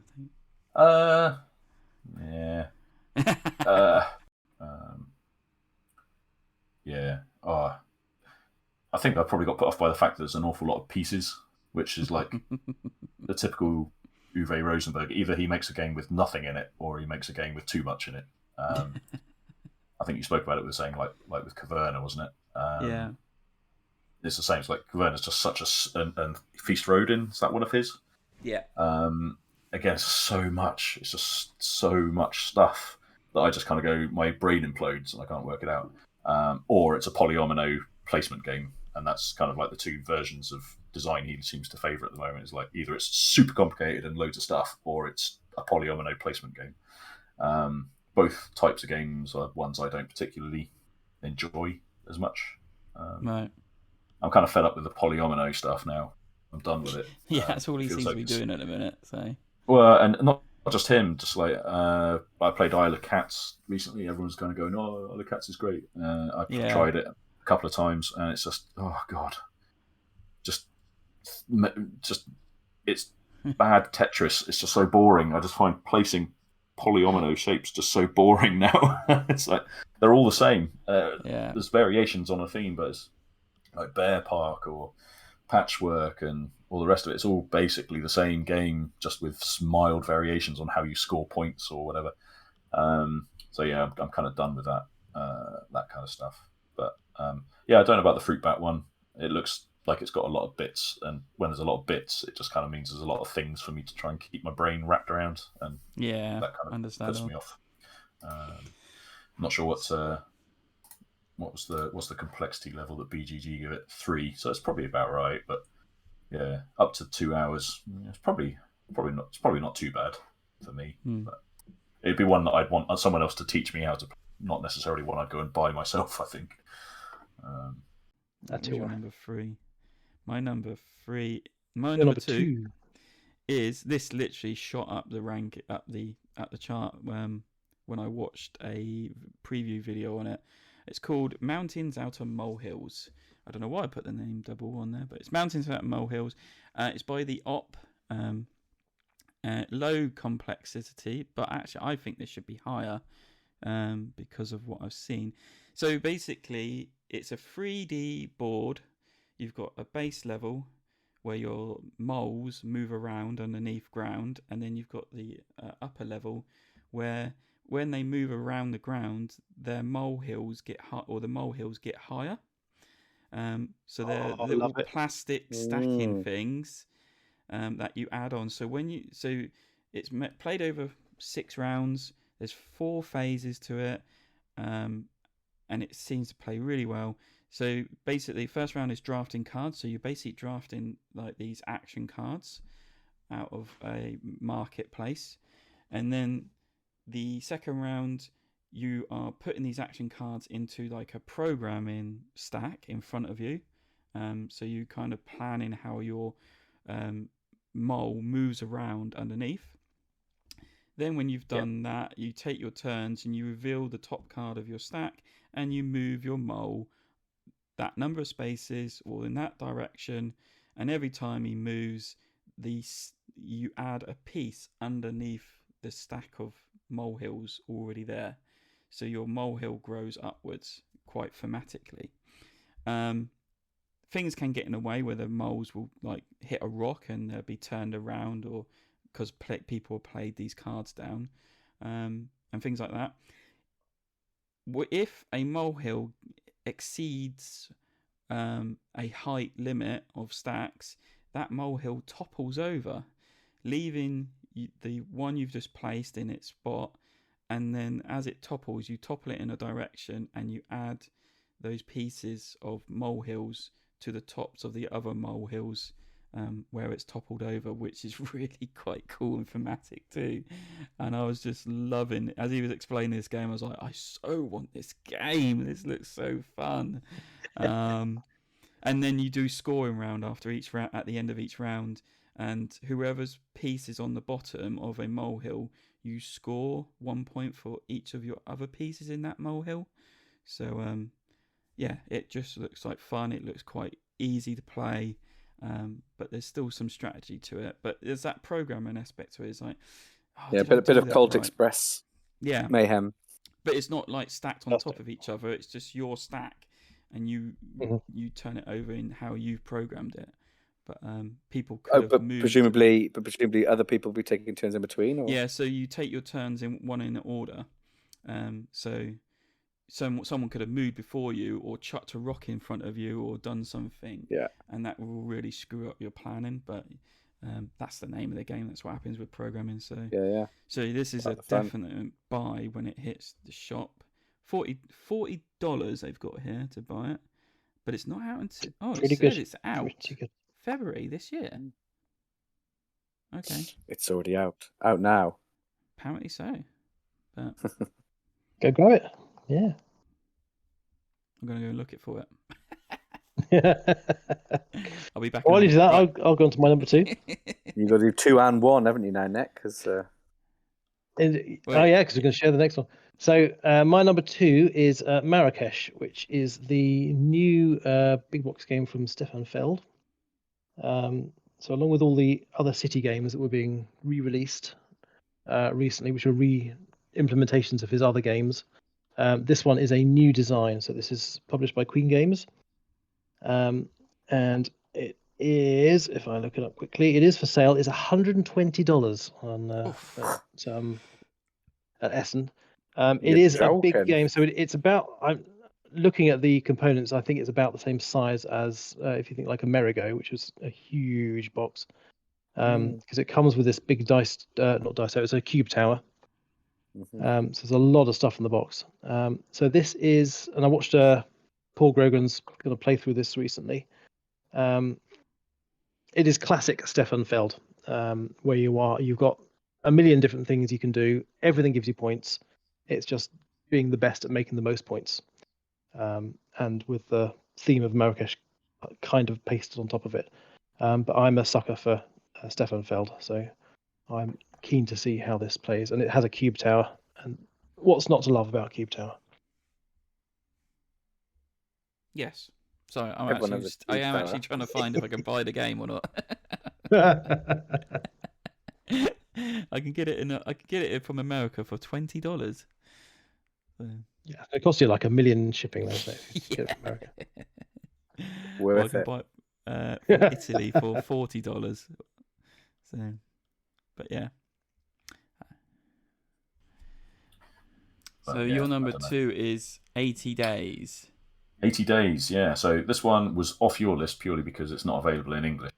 I think it's French-German is the version that's in Essen. But I'm guessing it's the sort of thing that if an English publisher at Essen will see it and like it, then it will get printed, I'm sure. So there will be an English version at some point, I'd imagine. Mm-hmm. But essentially, it is Around the World in 80 Days sort of race game, essentially. It says, after hearing about the crazy bet made by Phileas Fogg, who travelled the world in just 80 days, you decide to go for an even harder challenge and trying to do even better, basically. So essentially, you are trying to make your way around the globe and, I guess, experience different stuff, buy different things, and then get back to London to claim the winnings, essentially. So it's Around the World in 80 Days, but hopefully more fun than the original 80s version of it. It's got nice looking artwork. It looks like a relatively sort of straightforward weight game. It's in French and German, so I can't read any of it when I sort of look at the board and stuff. But I think there's a lot of clashing of different stuff in it. But I'm just looking at some of the cards, and it looks like it's got the time machine from that old classic novel. Yeah, probably from the same author as 80 Days. Actually, I might be. Yes, it's Orson Welles, isn't it? Yeah. Is it the same? God, is it the same author? I mean, I'm yeah. Around the World in 80. I don't think so. Let's have a quick. No, it's not Orson Welles. Idiot. What's he called? Oh God.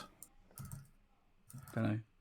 But there's also things like Alice in H.G. Wells. H.G. Wells. H.G. Wells. Yeah. So there's also like I can see is like Alice in Wonderland, the White Rabbit, and things like that. So it looks like there's a mash of lots of like cultural cultural references. In this game. And it's all from that kind of era. Yeah, it's Jules Verne is the writer of Around the World in 80 Days. Ah, that's right. Yeah. But yeah, it's kind of got that very Victorian kind of angle to stuff. Looks like it's got Sherlock Holmes's spyglass and pipe, that sort of stuff. But yeah, it looks fairly typically French, I guess, kind of a little bit whimsical. which is the kind of game I quite like. And it plays in about an hour at full player count, so it's kind of about the right order. Seems there's an awful lot of point-to-point style movement and contract type games. Yeah, it doesn't look like you're actually going. It looks like you'll be dashing around all over the globe doing stuff. Yeah, and instead of it so again, I don't know why it's on necessarily that high up on my list, but I think it was the theme of it I quite like. The artwork looks really nice. It looks like, and I know I'm squeezing this in again. It looks very Clank-ish, where like you go moving between spaces, but in between the spaces, like, it's either you got to pay money, or you've got to have a gun symbol, or extra foot symbol, and things like that. So, yeah. I know. I like to. I hadn't noticed that, but yeah, I mean, I wouldn't have made that connection. But well done getting Clank into the episode once more. We are definitely not paid by them. Yeah, it's a shame. We should be. But yeah, it does look like so you can take a rail journey from say London to Constantinople, but then it looks like you need to either pay money to get to Isfahan, or you need to have a boot icon in your hand, I guess, to get to Suez, that kind of stuff. So yeah, I like hand management movement style games. I think that's maybe, like I said, maybe that is the Clank aspect of it. I like that kind of thing where you need to have the right cards to be able to take the actions you want on the board. I like the connection of card and board together, which maybe subconsciously that's something I picked up on and hadn't realised. So the mechanisms are action points, contracts, point-to-point movement, turn order, claim, and variable power orders. So yeah, it's not deck building. It's just action points given. So yeah. I think it looks like you kind of buy. Carry on. Sorry. No, sorry. No, I was going to say it's like, because the actions, you can either move forward, buy an item, or do a special action. I've no idea what the special actions are. The items look like they are simply, a pair of shoes or a hat or an umbrella or whatever. And those are things that presumably you either need to have, a bit like a key or backpack in Clank, I guess. Once you've got that a pair of shoes, you can do it randomly. I don't know. The more I look at it, the more I realise it probably should be further down my list, but I'd still go and have a look. Definitely. I'm actually just posting into the Geek Forum now English availability. So nice. See if I can start something off there. I want this game in. You just want to be first person to post. There's no other posts in the whole game, so there's no interest in this game whatsoever apart from me putting on. So yeah. So my number 2 was Mountains out of Molehills. That's got to be up your street, isn't it? It's one, because Chris had it for sale. I think he had it for sale a little while ago. Did he? I think he may have had it. I think he maybe had it to demo in the shop, I think. That's what I was looking for. And it did sound quite fun. But I must admit, every time I see it in a thing, I think, oh yeah, I've seen that, and kind of discounted it straight away because I'd already seen it, I think. But yeah, it does sound fun. When you described it, at least. Oh, that's not bad. Has he got it for sale at the moment? Well, he's got it. It's 2 to 3 days ordering time. Oh, okay. That means it must be on the Asmodee list or whatever. Not Asmodee. I might speak to him about that then. Anyway. Yeah. But one place I didn't go and look. Yeah, for once, yeah. But I like the idea of the kind of the two multi-tier kind of stuff going on. Does sound quite daft. Yeah, and Nick's was Marrakech, but I kind of get the feeling that's probably not in your boat either. Yeah, it's when I heard it's Stefan Feld, it's a Stefan Feld big box. Nah, not really my thing. But to be fair, it is from Queen Games, which they generally don't do super heavy stuff. No. So and it's kind of weird. I've with Stefan Feld, I think 9 out of 10 games I don't enjoy. But I really like Notre Dame, for instance. So I know that there is a possibility that he will make a game that I will enjoy. But what the determining factor of that is, I don't know. I think most of it is like a lot of his games tend to be very point salady. which I know is what everyone says about his games, but I find that kind of thing just where it's like he's come up with a game mechanic, a mathematical puzzle that you can solve, and then they just ladle some random theme on it, and it tends to be a country or a city, and that's about it. So like Bora Bora, I just thought was like the most mind-numbing game I've ever. I can't believe I went out of my way to get a copy of it. And, I mean, I think that was the start of it. I was just like, "What is this?" Yeah. And you're just doing stuff for no apparent reason. It was just like, I put a hut there, or I can get a shell necklace, and this is just so boring. And it took 2.5 hours. I was just like, never getting this back in my. Anyway, so yeah, from that point on, I was like, I'm going to take Steffenfeld's stuff with a pinch of salt. But like I said, Notre Dame, really enjoy Notre Dame. Really good game. So there's always the chance that he'll make a game that I enjoy, and the fact that it's from Queen kind of makes me think, well, maybe it's all right, because they generally make games that are a bit on the lighter spectrum than the heavier. So don't know. I'd keep an open mind with that one. And your number one is? My number one is another one that I don't think is right away. I'm just having a quick look. No, it's Portuguese, Hungarian, German, Chinese, or Spanish. No English version. So I'd hope an English version would come along. It's called Luna Maris, from a first-time designer. So there's no real background to it. It's a 1-to-4 player game. It's got a 3.5 out of 5 on the weight scales. It's probably right at the limit of what I'd normally play. But it's another space mining game, believe it or not. I was attracted mainly from the artwork in the game and the sort of quality of the production. It looks really, really smart. But essentially, you are effectively mining the moon for stuff, and converting it into points, obviously. So whoever does the best mining is going. So it's probably not dissimilar to the likes of On Mars and that kind of stuff. But it's kind of got like looking at the way the board works. It's kind of this. I'm not sure if it's worker placement. Does it say on the mechanics list? Let's have a look. So it's worker placement, set collection, hand management. Those are variable player powers. Those are 4 things straight away that I really love in a board game. It's got a bit of a sci-fi sort of vibe to it, with a real science kind of aspect to it, which I always enjoy.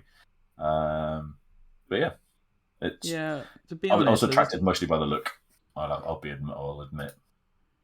To be honest, I mean, there's not any text on the stuff as I can see. I mean, the names of the people or the workers are like in German, but yeah, it's mostly iconographic. You could probably get away if you could find the rules in English and play it that way.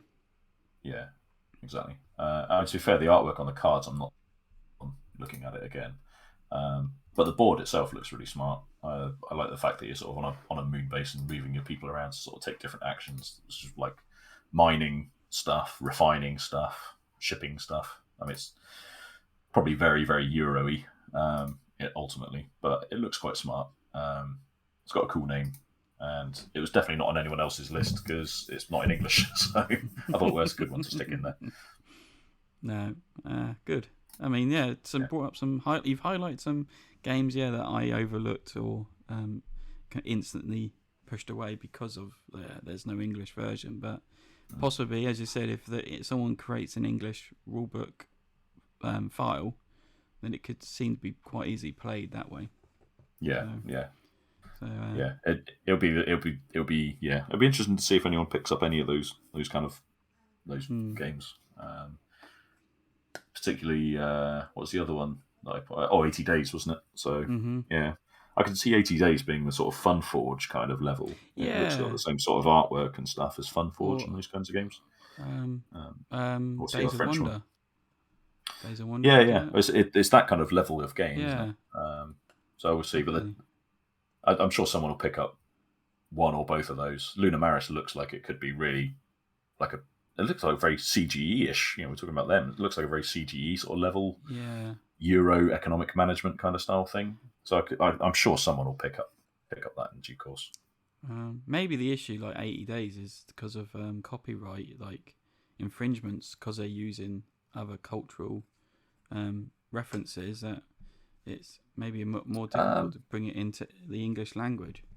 I'd imagine it should be okay because it looks like a lot of it, if it's all based largely on Jules Verne and H.G. Wells and stuff, that's all kind of in public domain now. Even Sherlock Holmes and stuff is all public domain, I think, now. So it's beyond the threshold of copyright and stuff. So, but I guess it's just a case of they've marketed it in their home country, and that's all they're really doing. Because it's quite a new design. It looks like 80 Days it was French and German. That sort of strikes me as they've marketed it with German rules so that they can take it to Essen and sell a few copies, maybe. Luna Maris, no idea. I mean, the fact that it's available in Hungarian and Chinese and Portuguese and stuff is like really interesting. That they haven't kind of targeted English, so it sort of suggests that they're not targeting the US market necessarily. But then maybe they'll, in Essen, they have all these deals, don't they? It'll be the likes of I don't know, AEG or something will go and speak to the designers and be like, yeah, we'll license it for US distribution or English distribution or something. So yeah, that's kind of half the reason I had those on my list, was not necessarily for buying or whatever if I was there, but also just ones that I'd be interested in learning more about and want to keep an eye on in the future. So yeah, we'll see. Right, and your next one is about crying? My next one, yeah. So my number one. So my number one is Lacrimosa.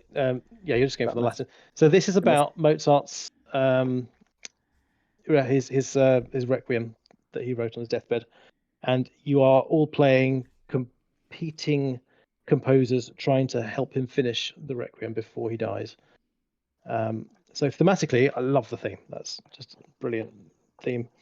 And mechanically, it's a little fiddly to describe mechanically because there's quite a lot going on. But you've got a map wheel moving around to take actions. You have these kind of influence boards, which are musical staves with notes that it's like an area control type thing on these musical staves to do these parts of the works of the Requiem. You've got a bit of card management. It's multi-use cards, so you get to tuck cards into your dual layer player board, and depending on where you tuck them, you get different actions showing.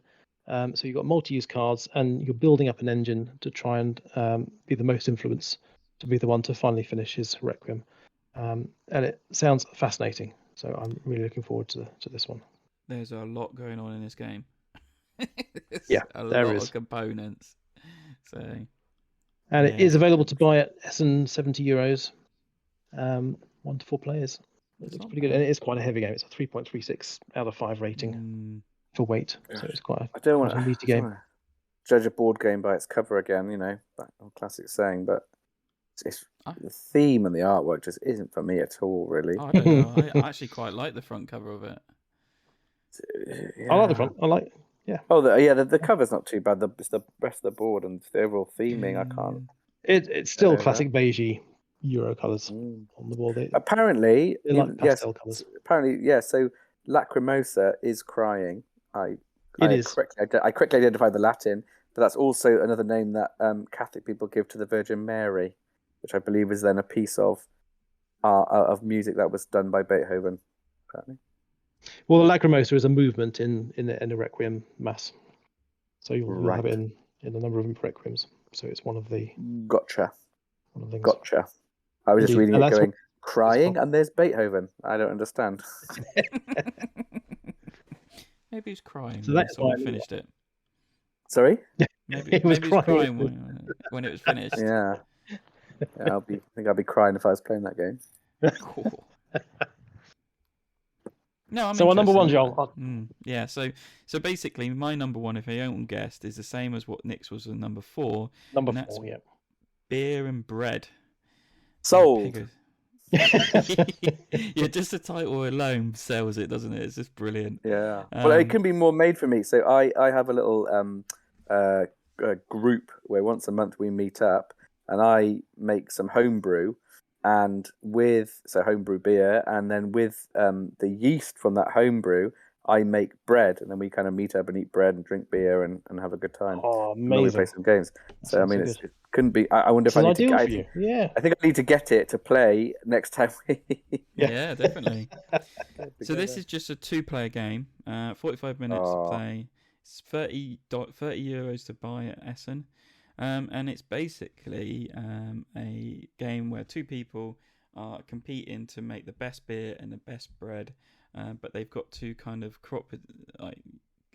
not cooperative, but like use the same fields, but work with each other, like alternating between it, and in the end try and outdo each other on their making abilities on these products. From what I've seen, what I've read, I was like, this would be an awesome game to play with a wife. I think she'll quite enjoy this too. Because she loves beer and bread. She does. Kind of. Know your audience. That's the key, Joel. Yeah. That's what I've always liked about you. You've always picked stuff that she's just going to love. Yeah. From It's got the word go. multi-use cards in it.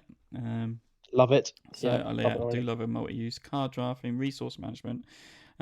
So yeah, everything. And it's designed by Scott Arms from all the Tiny Epic games. And Michael Mendes. And Michael Menzel's on the art, and he's well known for his art in Stone Age and what does he do, Rococo, and apparently some Cards and Dominion as well. But the artwork is very Stone Age like in the it's definitely thing. So I really like it. I really like that art style. I love the original Rococo art until it got ruined by the tool. Yeah. The classic tool. What is he on about? We're so cruel, man. It's just so ugly. I don't know. People bang on about it. Like, I literally got it because I wanted the game, and I have to put up with that insult to my eyes every time I watch it. Like, look, I've got the original game, Lewis, if you want it. I know you have. I love the original artwork. I love the original game. I've now got a copy of the game with all the expansions and blah blah blah. But I just have to put up with that. I don't know why. Yeah, I don't know why. I don't know why you'd want to make it look like that. Anyway, that's completely the wrong game. Completely wrong game. But so yeah, the original art. This is by the artist who did the good art. Definitely. Yeah, that's right. I think it went to number 1. Everyone's talking about it because basically the theme, the art, the mechanics, the designer just all sells it. Yeah. The designer, he's hit and miss. All his tiny epics, isn't he? Scott Arms is hit and miss for me as well. But when he does a good game, it is really good. He does. What else does he do? He does all the tiny epics. Does he do any other stuff? Yeah, he's done other things. I'm quickly looking now because I can't remember them all. Warp's Edge, apparently a good game. Heroes of Landarian Sea was a big box. Oh yeah, I nearly got that. Never did. He did the little Best Treat House Ever little card game. Had that sold that. By name. Acclaim was a 2-player one he did. So he's done quite a lot. Well, the tiny epics he covered just about every genre of game there was, didn't he? Yeah. Yeah, he does all these. He's got a few. He's got a bit of experience in him. Yeah. He's very well. Alchemac. How do you say that? Almanac. I didn't realise he did those. There, people banging on. Oh yes, the those Almanac games. ones. Yeah. So what were the Almanac ones? I don't really know. But people, there's a new one coming out this Essen, which I don't know why it's not on my list, but yeah, people are banging on saying they're really excited about this coming out because the first one was good. Mate, he did. Joel, he did your favourite, Coaster Park. See, that's what I mean by what he's hit and miss, isn't he? So, he did So You've Been Eaten recently. That was a good one. That was a big hit, wasn't it? Coaster Park. All the tiny epics. Wasn't it, Coaster Park? Do you remember, and they had those little marbles, and the marbles actually went across these cardboard roller coasters that you could make, and that was quite cool. But the actual game was absolutely terrible. There was no game there. The whole thing, roll marbles down down cardboard track. The biggest joke was is that because I got at Essen, they said, "Oh, you getting the loop in it kind of thing." It's like, "Oh, cool, we're gonna make this coaster. It's got loop to loop." I think you and I tried to build that loop to loop for like an evening when we got it, and we couldn't put it together. Then Lewis looked up on the video to see how to build it, and even the designer Scott Ames, he put up a video saying, "Yeah, we don't know why we put this in here. We struggle to put it together as well." And it's like, what the hell? You put a component in the game. Yeah, like you could put the whole game building this roller coaster, and then it had to actually roll, but you weren't allowed to test it. Like testing it cost you like an action, so it's never worth actually testing. So you just get to the end of the game, you just cross your fingers to see if you actually won or not. By the time you kind of roll this marble, and if you put a loop the loop in it, well, God help you, because it never bloody works. No, it was such a great concept, but it was just executed in such a poor way. It was such a shame. Yeah. The rest of I think the whole thing is the game itself wasn't fun. Like, it was fun building a roller coaster, and it was fun rolling a marble down it, but the actual way in which you got there was just not in any way exciting. Yeah, I think you had to pay to test your coaster out, and it's like, I don't want to pay because you didn't get any money. You didn't get money back, did you? You only had a set amount of money for the whole game, which you needed to buy the parts for your coaster. And so it's that kind of like, oh, how much do I put into it? And and it was just sort of, I don't want to pay more money to literally test my thing that I know is not going to work. I think Mike tested it, and it worked really fine. But when it came to the very end to actually do it didn't work. The atmosphere just changed. Mike had paid to test the roller coaster, knew that his worked, was sitting there confident he's the only one who had a working bloody roller coaster because it was so bloody glitchy. And then he just did it. The actual scoring one, fail. You only get you got 3 chances, didn't you? It had to work within 3 chances, and he'd literally tested it first time, instant win. Like, oh, he's like, brilliant. I don't need to test it again. I know this roller coaster is amazing. I get to the end 3 times, fail. It's just so terrible. It's like it got so too humatic. To the temperature change in the room, that it just changed his roller coaster structure, and it just like, it's just gonna flop over now. It's not gonna work.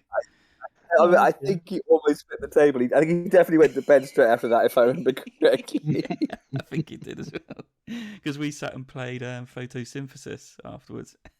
Right. That is such a good game. I love that game. So that's my number 1, Beer and Bread. Pegasus Spiel are bringing it out in English, or it's done by Deep Print Games.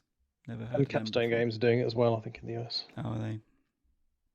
So yes. For our American listeners. Yep. So Nick's number 1 was about crying. Yeah. That was a bit too much for you on that one. I was more on the Lewis.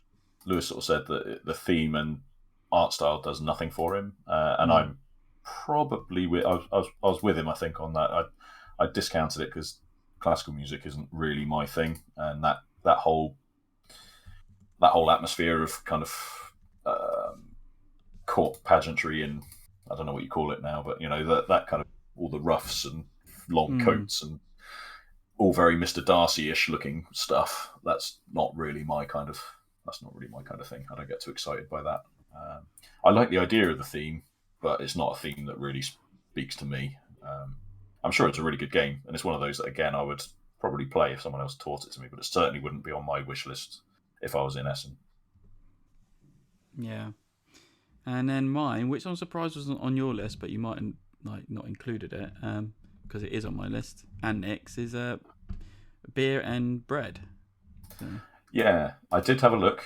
I did notice that one. I did have a look, but the fact that it's a 2-player only game kind of eliminates it almost immediately for me. And it's kind of got that traditional German theme game art to it a little bit, which puts me off a little bit. I like the craft beer side of things, the modern beer angle on things, more than I like the traditional,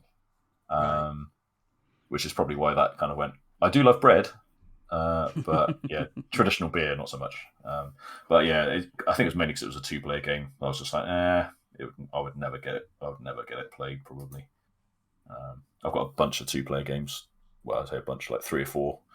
And I only ever play Seven Wonders Duel, probably, as a 2-player game, and that's it. So, yeah, it would just would never get played, probably.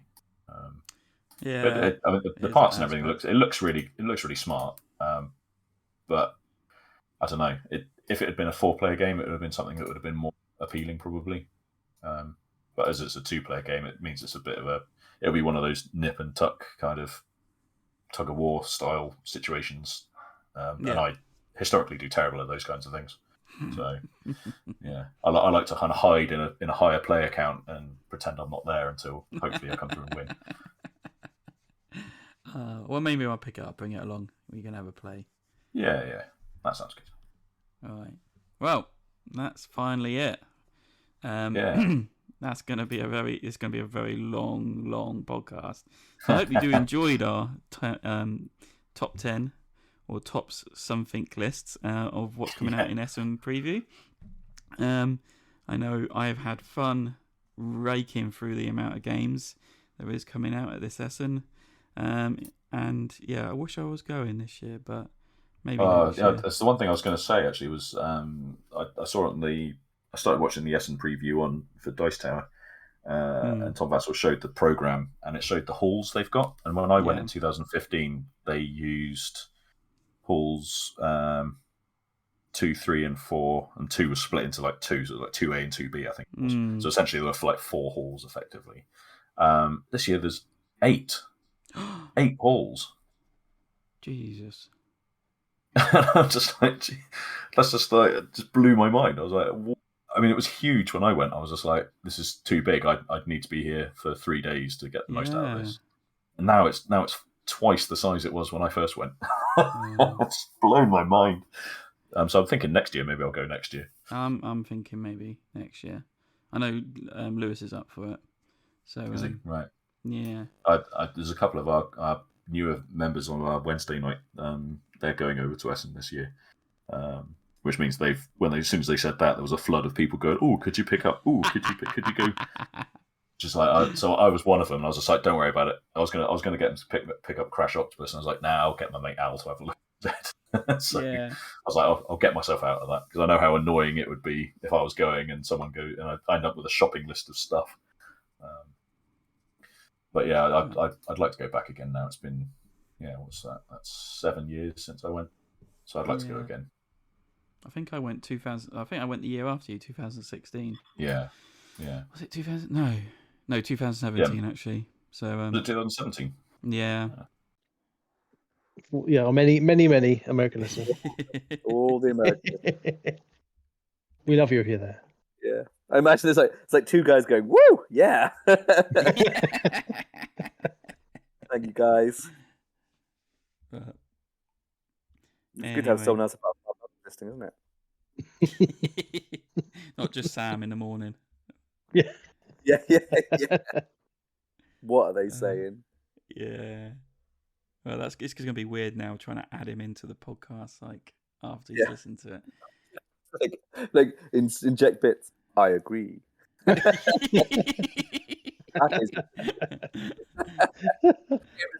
8 different things and just keep adding it in different parts. Yeah. Well said. That was fun.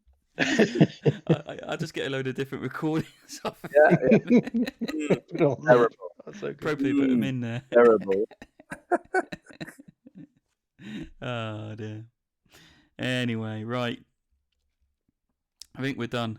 I think my voice is done anyway. So let's close this out and say goodnight. So thanks for listening to the podcast.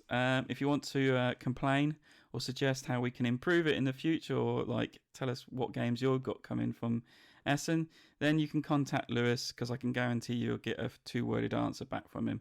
No, it'll be a long email. For any other comments, you want to contact us in the many ways possible. There's email, Twitter, Facebook, and other social media sites. We can carry on the conversations, topics that we've been discussed on our new Discord server, because Lewis really loves it, and he's going to be on there every day answering your questions. It's a faff. I don't know why I went to change. Oh, you'll see the benefits. You'll see the benefits. It's a whole new password and username and nonsense I had to do just for the same bloody thing. Yeah, it's but it's not owned by Microsoft, so it's good. Okay, that's the only thing that. Yeah, okay, fine. So as I said, you can go onto Discord. You can join our channel. The links in the description notes, and you can join in with our conversations like we just had about our Essen picks, and add your own. And if you're lucky enough, we might discuss them in the next podcast.